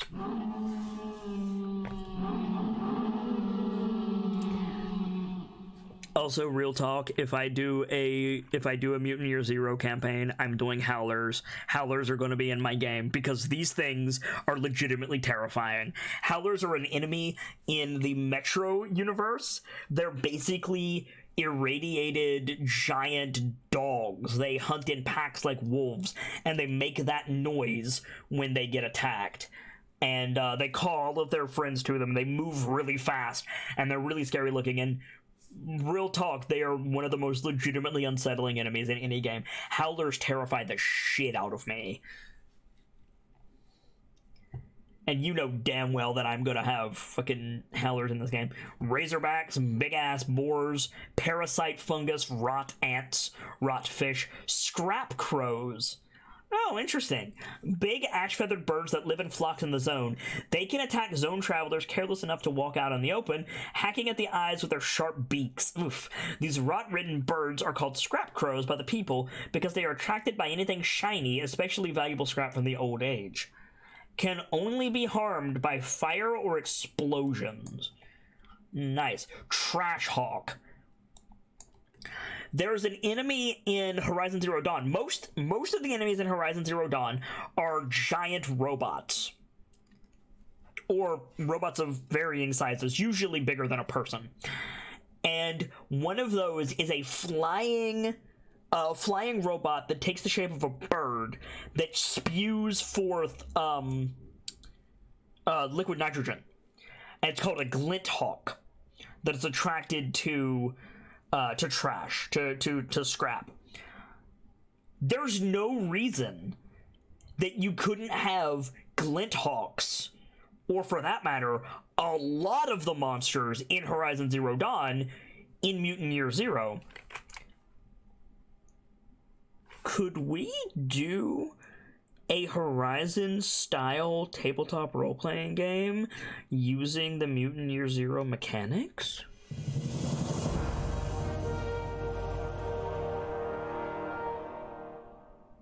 That's an idea is what that is. That's an idea is what that is. Hell yeah. Zone dogs, zone rats, zone spiders, zone wasps, zone leeches, because that's a thing. Phenomena. Acid rain, ash storm, dust tornado, ghost lights. Hell yeah. No. My necklace just came undone. Damn it.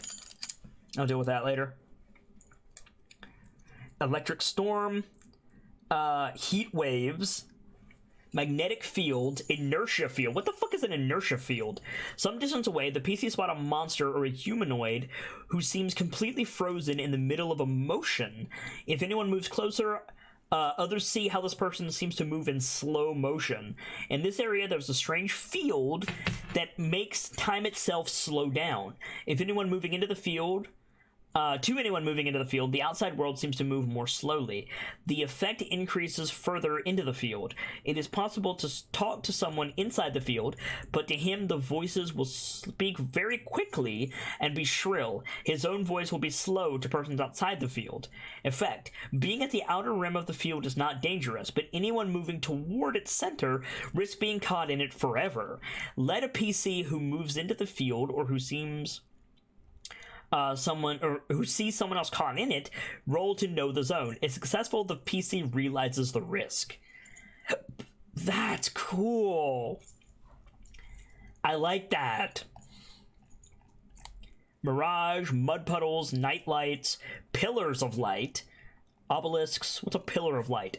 Two big pillars of light appear by the horizon, beaming up towards the black zone sky. Where did the lights originate, and why have they appeared? Effect: none. But have NPCs tell tales of these lights, saying that they lead the way to Eden, to another arc, or that they are a bad omen. Or make up your own shit for it.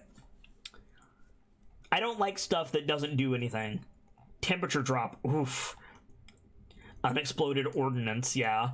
Vacuum. The PCs pass an area completely void of air. There is no visible explanation as to why the air does not fill this void. The first thing the PCs notice is that they cannot speak or breathe. Anyone caught in the vacuum must make a moved roll. Failure means that the victim panics and remains in the vacuum another turn. Every turn, the vacuum inflicts 1 point of damage. One roll to get out of the vacuum is allowed per turn. Fuck me. And then zone smog. Artifacts. A bunch of example artifacts here. Nice. I don't want to go into these because I want to have fun with these later. Fixing the deck. Even if you let the players draw random artifacts cards, you can remove cards that you don't want the players to find from the deck. In particular, you might initially want to remove the 3 artifacts that tie into the game's metaplot: the cassette player, the video camera, and the ID card. When the players have all 3, they can find the location of Eden. The diary also provides some information about Eden, but doesn't help reveal its location. Read more about this in Chapter 16. If you don't have access to the artifact cards and want to keep certain artifacts off limits, we recommend that you simply decide what artifacts the PCs find. We will worry about this later. There are a lot of things from the old age lying around in the zones that aren't useful artifacts. Such items are called scrap. You can let the PCs find scrap anywhere, make up something appropriate for the location, or let the players roll on the scrap table at the end of the book. Cool. Don't let the PCs have too many artifacts too soon. Artifacts should be rare and valuable. As a general rule, don't let the PCs find more than 1 or 2 artifacts per session. In total, you can let some NPCs have artifacts, but they should also be a rare occurrence. NPC artifacts have a tendency to end up in the hands of the PCs, and if the PCs still come across a large amount of artifacts, remember that others will try to get their hands on them. Excuse me. Cool. And all of these have, like, special effects, which is really cool. We'll look at this later. Special Zone Sector. This is for the example campaign. We're going to skip through this. I don't want to read about this right now. I want to get to... Come on. Chapter 16.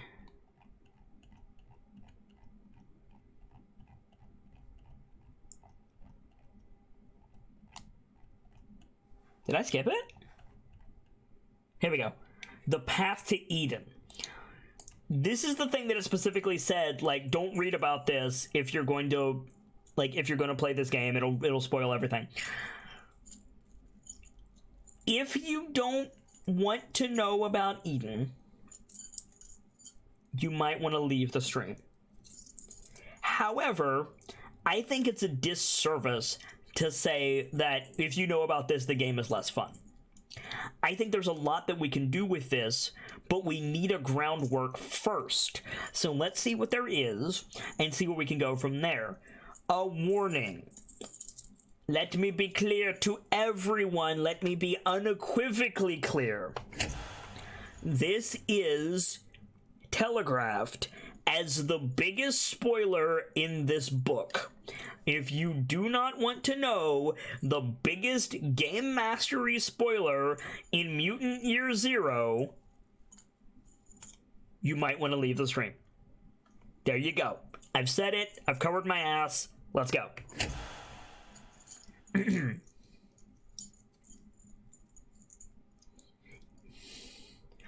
Where do the people come from? What is the origin of their supernatural powers? Who is the Elder? Where is Eden? And what happens if the people find it?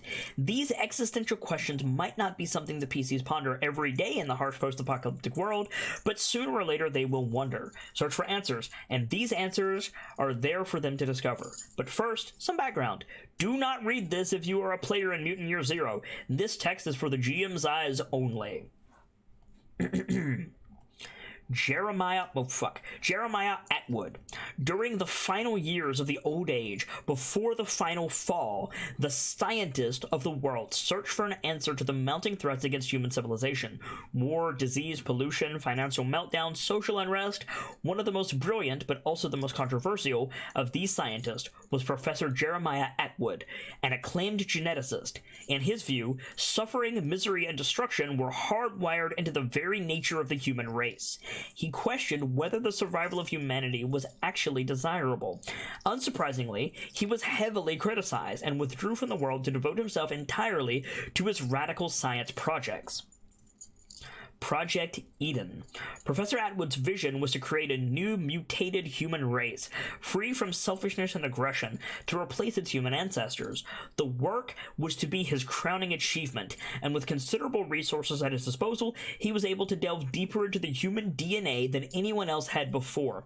At its very core, he found an untapped potential for change and adaptation, the very building blocks of a new and improved being. He called his vision Project Eden, as his goal was to create a new and unspoiled society on Earth.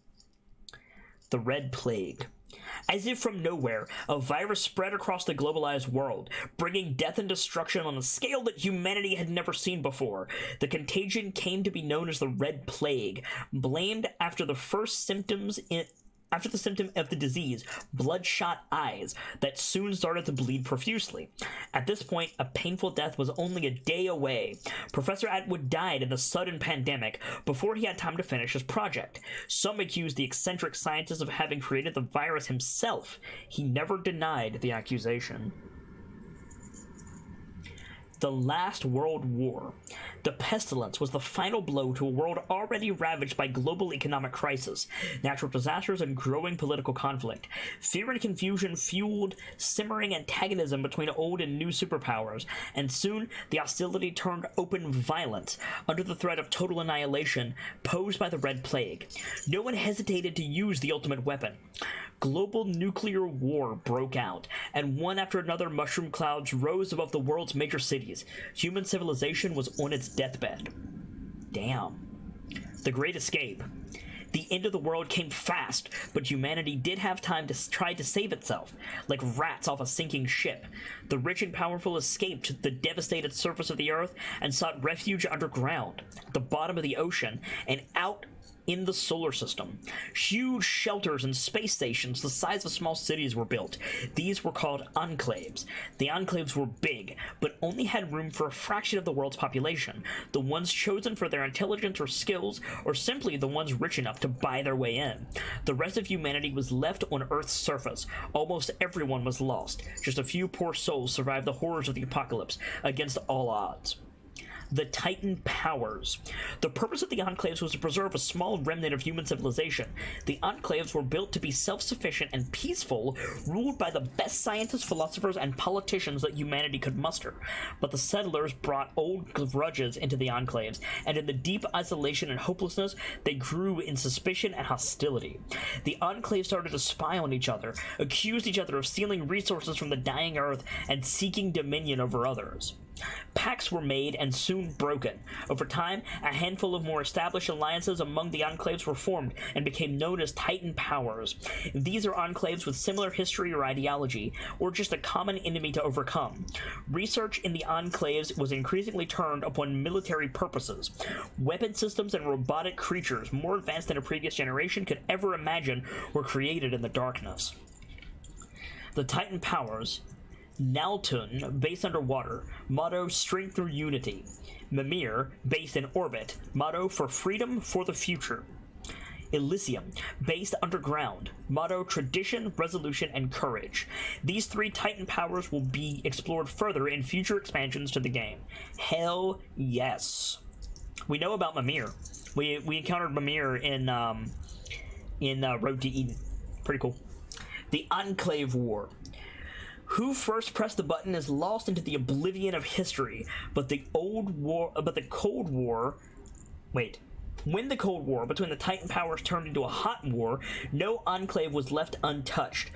Weapons of ultimate destructive power had been developed during the decades and had passed since the fall, and were powerful enough to cripple an enemy enclave with a single strike.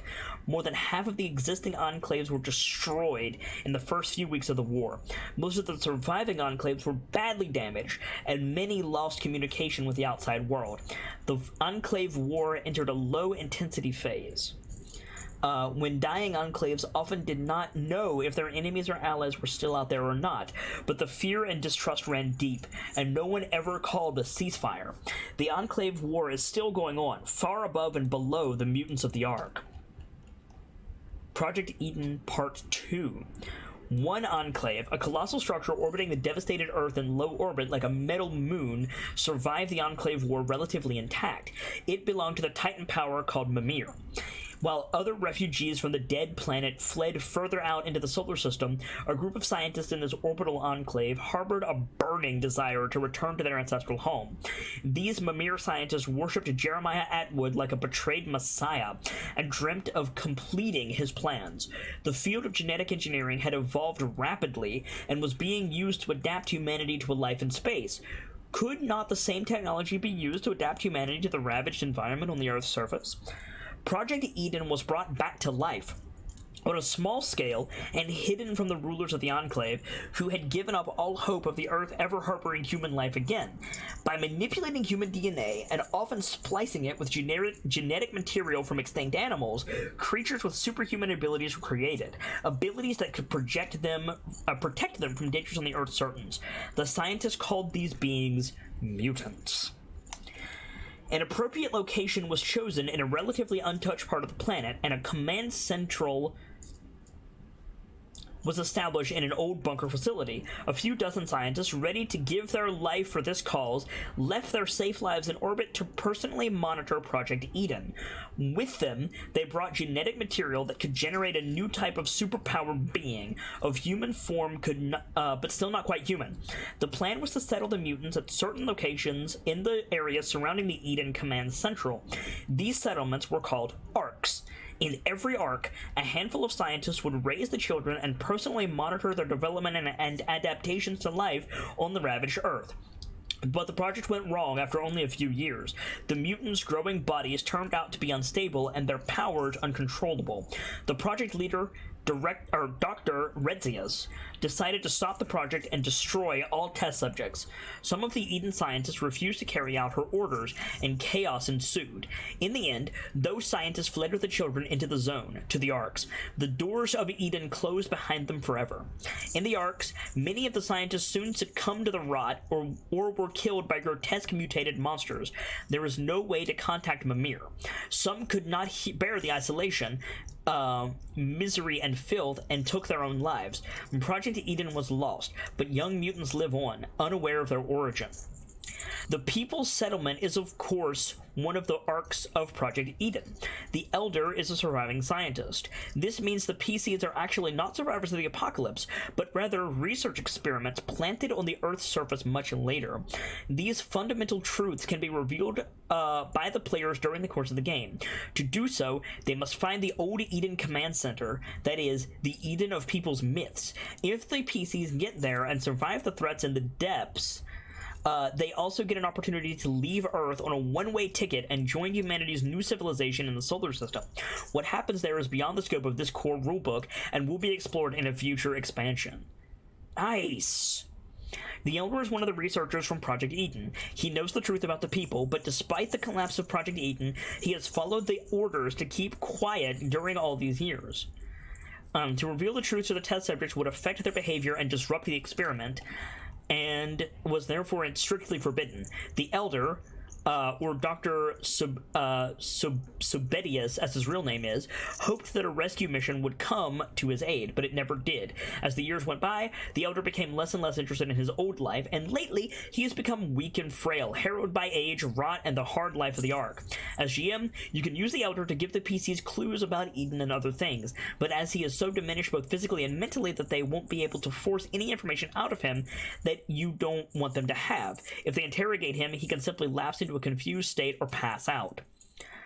The mutants of Project Eden are unable to conceive children by each other. This was done by design by the Eden scientists who wanted to avoid the experiment and population spreading uncontrollably. The mutants can, however, have offspring with humans that they meet in the zone, such as the Wanderers or Zone Ghouls. This means the people will need to intermingle with other factions in the zone. The alternative is the inevitable end of the people. It is only a matter of time. A child who is born to a mutant and a human will become a mutant, but the mixing of mutant and human genes will make this new generation of mutants capable of breeding with each other. The barrenness of the people is thus gone forever. Clues to Eden. During the course of the campaign, you can plant clues and leads that will lead the PCs to Eden. It is up to you to decide how quickly this happens. In this way, you can control the length of your campaign. 3 specific artifact cards, when combined, will show the PCs the location of Eden and give them access, and you can let the PCs find them randomly or place them wherever you like in the zone. To make it more interesting, you can have the PCs fight for these artifacts. You can also first give them clues to where one of the artifacts might be located, rather than giving them the artifact itself right away. Consider each of the 3 artifacts as plot devices that you can use in whichever faction you prefer. The 3 artifacts are the cassette player, the video camera, and the ID card. A 4th artifact, the diary, will tell players a little about the backstory, but will not let them locate Eden. And then we can read about the specific artifacts right here, but I'm not going to do that. We're gonna save that for if and when we do the actual game. Command Center Delta, Eden. Mythical Eden is a very important location in Mutant Year Zero.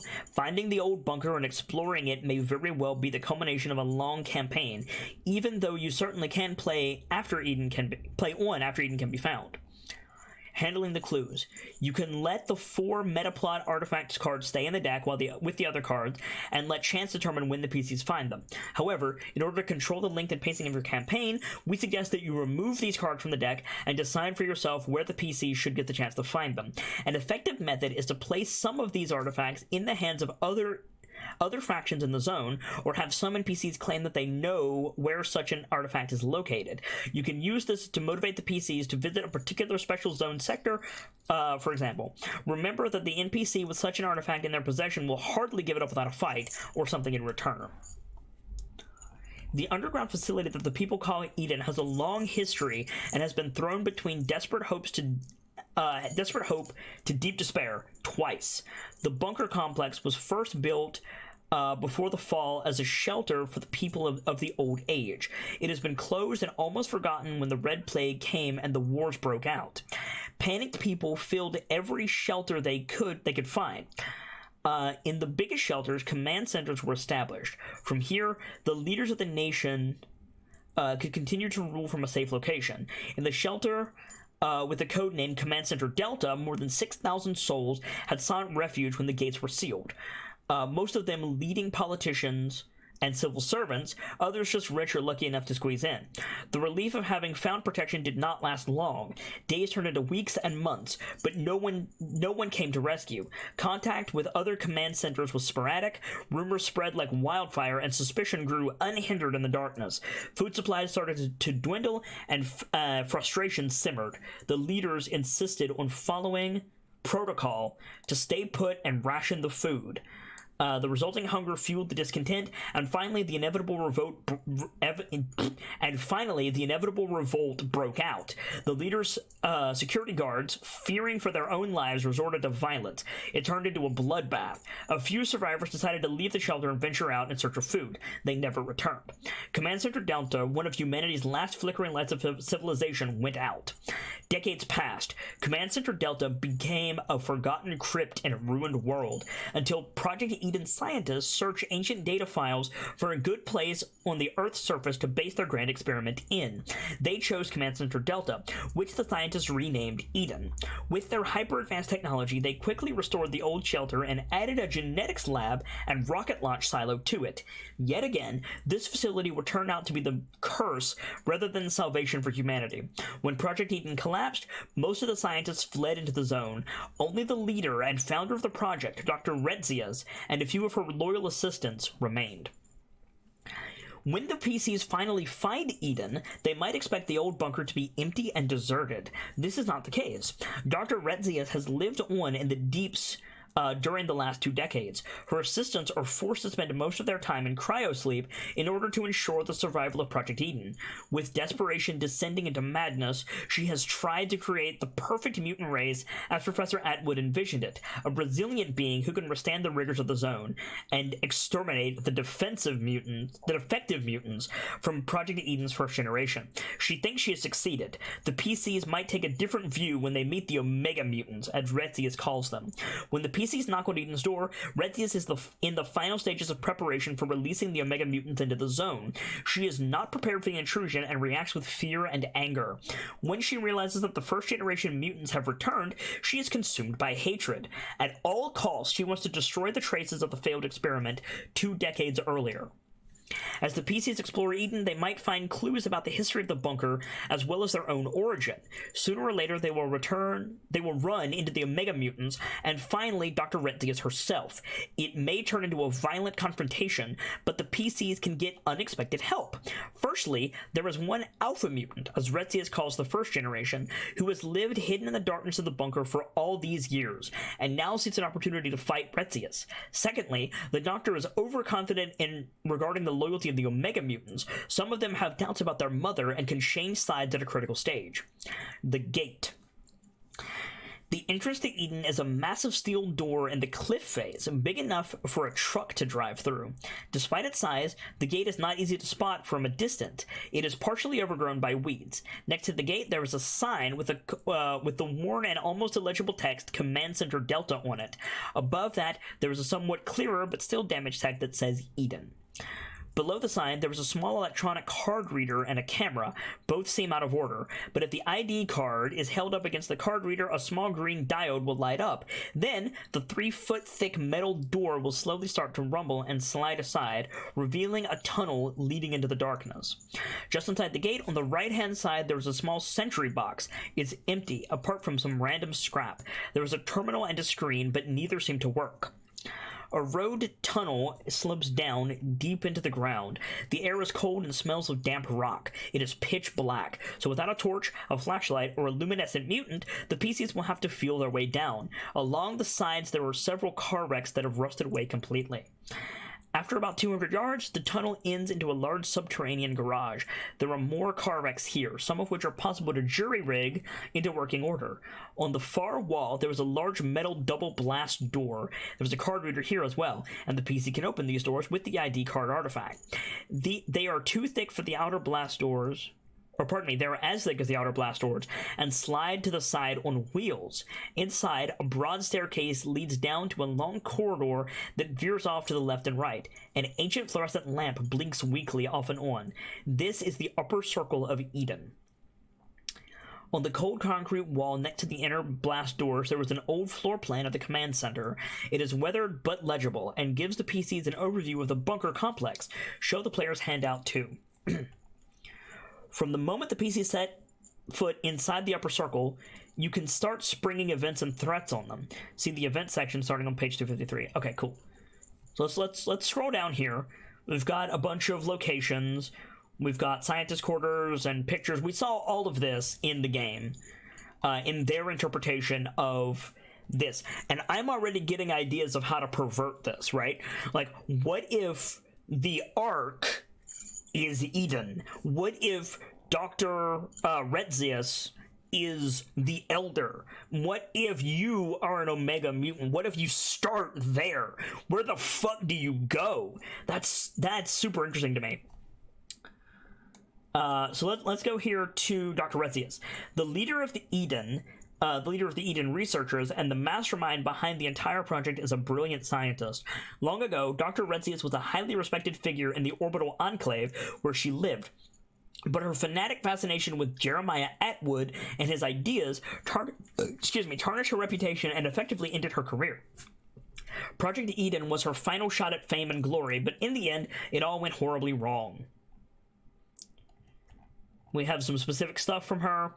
Now, more than 20 years on Earth, Retzius is obsessed with the idea of correcting the mistake of the Alpha Mutants and replacing them with her own improved version, the Omega Mutant. She is an old woman now, and not quite as on top of things as she once was. She can switch between murderous rage, deep confusion, and sudden tenderness toward the PCs, as if they were her own children, and then suddenly try to kill them again.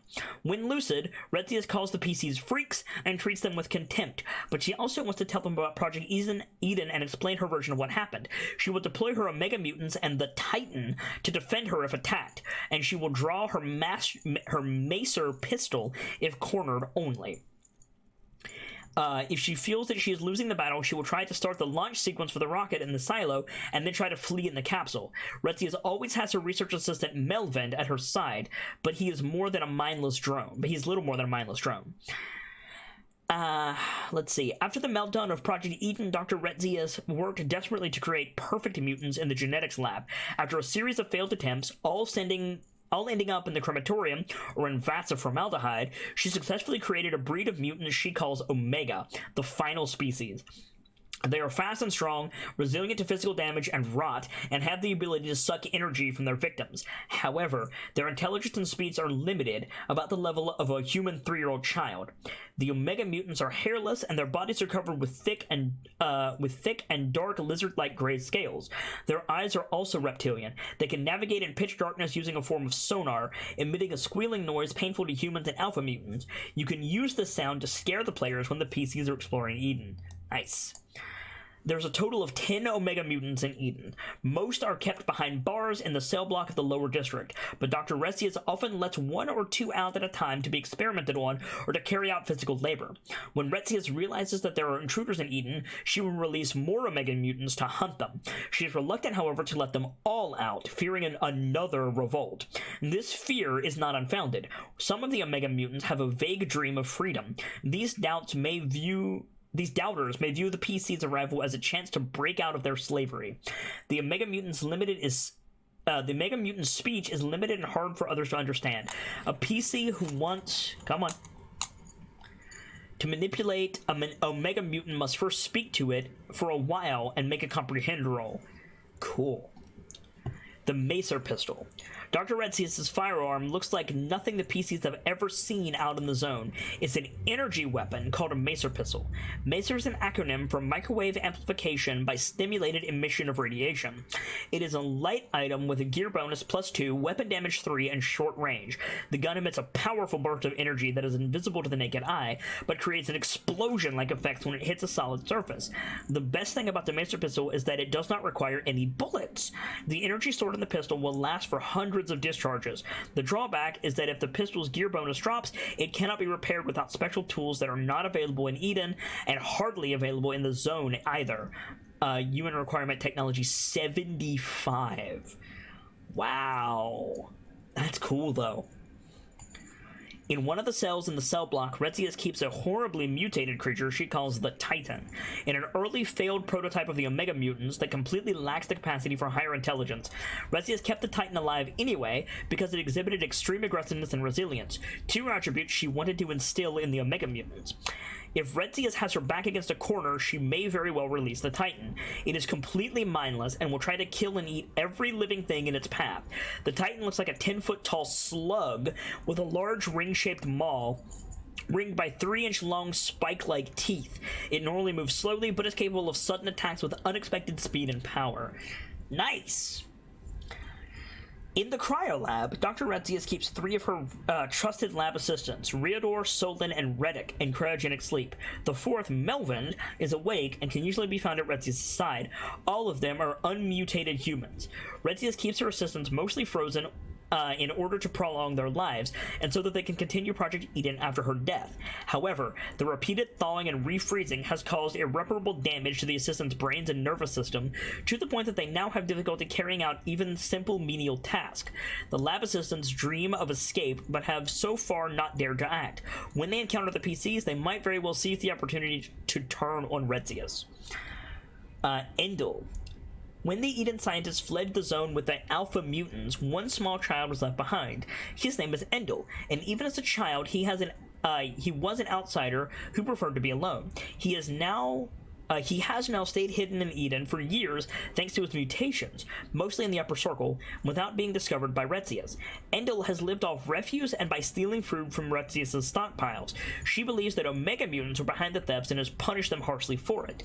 Endel will notice the PCs the moment they set foot in Eden, and will then shadow them as they explore the bunker. Use Endel as you see fit. He may come to the PC's aid if they need it, but he may also get in their way or try to steal from them. He will initially try to stay hidden, but will sooner or later reveal himself. He does not trust the PCs, but he can start if they treat him well or manipulate him. If they are patient, the PCs can learn about Endel and about Eden and Retzius from Endel. He also knows how to use the terminals that can operate doors and traps in the lower circle. Endel is skinny, has grayish-green reptilian skin and big black eyes. He is mostly completely naked in order to use his chameleon skin to great effect. So he's a chameleon. That's cool. And then he has a bunch of events and stuff that can happen. The face-off in Eden can end in many different ways, but sooner or later the PCs will confront Dr. Retzius. Make sure the players get most of the answers they have sought. This is their final chance to learn the truth about the people in the Ark. The confrontation with Retzius can end in violence. She will also not let herself be taken captive unless broken by trauma. If the fight goes against her, she will activate the launch sequence and make a run for the space capsule. If stopped, she will fight until broken. At that point, the Omega Mutants will stop fighting for her as well. The countdown. One way or another, the countdown to the rocket launch will start. Unless the PCs activate it themselves, have Razius and Endel or one of the lab assistants do it. The countdown cannot be stopped. The players must immediately make the monumental decision on whether to leave Earth on the rocket or stay behind. Toward the stars. If one or more of the PCs do want to go, pause the game for a minute and speak directly to the players so that they fully understand the consequences of the decision. Explain that this will mean the campaign is over for those PCs, at least until a planned future expansion about a life in the solar system after the fall is released. In the meantime, the campaign in the zone can continue with other PCs. If one or more PCs go to the rocket, read or paraphrase the box text of this image. You could start a campaign here. You could start a campaign with one of your homies who you entrusted your life, who was your battle buddy out in the zone. You found Eden, your heroes, and he went off into the stars, and now you are the elder of the Ark, and you have all of this information. Oh, this is such a good start for a campaign. Oh, that's so good. PCs that don't want to leave Earth on the rocket can travel back to the Ark. Finding Eden is a feat that causes great excitement, but life in the Ark does not change that much. Chroniclers and gearheads will certainly go out to study the bunker in detail, but the technology is so far advanced that it is hard to understand and learn from. Increase the Ark's DAV level in technology and culture by 2d6 each, then continue the game. A possibility that the people choose to move to Eden and settle there. See? An open question is what happens to any Omega mutants and cryo-frozen lab assistants that survive. Maybe they join the people, if allowed. Maybe they flee into the zone toward an uncertain fate. Other metaplots. The game is not over because Eden has been found. You can easily create your own metaplots, providing material for your campaign for many sessions. The new metaplots can take many different forms. Below are some guidelines for creating metaplots. The challenge, the secret, the location, and the grand finale. Oh, that's so good. And that's pretty much it. Oh, that's so good. So this is the core book for Mutant Year Zero. Here's all the gear tables and the scrap tables and character sheets. And I have other books. We shall not cease from exploration, and the end of all our exploring will be to arrive where we started and know the place for the first time. I have other books based around this, and I'm excited. I'm already thinking of decisive action stories for the Mutant Year Zero system, for this world and for my own world. This is a really cool system, and I'm really interested to dig into the techniques and the actual gameplay with people. And if I start a campaign, we'll go back into this and really go over the mechanics in detail. I'm really, really, really digging this. We walked among gaping ruins and rusty car wrecks, monuments to the fall of the ancients. Naphtha had been taken by a death worm, and the rot had driven Hugast insane. We had no grub left, and there was only rot water to drink. But we had to keep going. We had to find Eden. We could not return to the Ark empty-handed. The fate of the people rested on our shoulders. Suddenly, Franton, the insect-like stalker leading our way through the wasteland, stopped. "Zone ghouls," he hissed, drawing his scrap rifle. I inhaled, ready to spew out a cascade of flames at anyone who dared come close. In the next instant, a chilling shriek rose from the ruins around us. Mutant Year Zero takes you to the world after the Great Apocalypse. Humanity's proud civilization has fallen. The cities are dead wastelands. Winds sweeping along empty streets turned into graveyards, but life remains among the ruins. The people live. You are the heirs of humanity, but not quite human. Your bodies and minds are capable of superhuman feats. You are mutants. This is an RPG that I am super, super jazzed for, and I hope that you guys are too. But that is going to come to the end for our look at this thing. It's kind of amazing. But if you're new around here, I'd like to take your attention for just a moment, if I may. I am the Sharp-Eyed Kitsune, the teller of tales and the weaver of mysteries, the Masked Bard. This is a channel that's devoted to lore and storytelling, world building, role playing, and discussions of those things. So if you like that, you're in excellent company here, and I do hope that you enjoyed the show. I won't be streaming tomorrow because it's sub day, so if you are a sub, make sure you are on the Discord. !social will get you there, and make sure your Twitch and Discord are linked so that you get all of the sub day benefits. Monday is our New Year's Eve special, a Dungeons & Dragons 5th edition one-shot going all day until the ball drops in New York City for 2019 that we're calling So You'll Never Believe It. So stop by for that if you liked what you saw here and you want more tabletop role-playing game content. I hope to see you all then. For now, as always, I want to leave you with these parting words. From myself and my keepers to all of you, the regulars, followers, newcomers, and the lurkers. Whether you're just having a seat by the fire or you've got a running tab at the bar, remember, there's always more stories to tell. And hopefully, I'll see you all for someday tomorrow, and Monday for our New Year's special, and a new chapter. Good night, everyone. Thanks for stopping by today, and hope to see you again soon.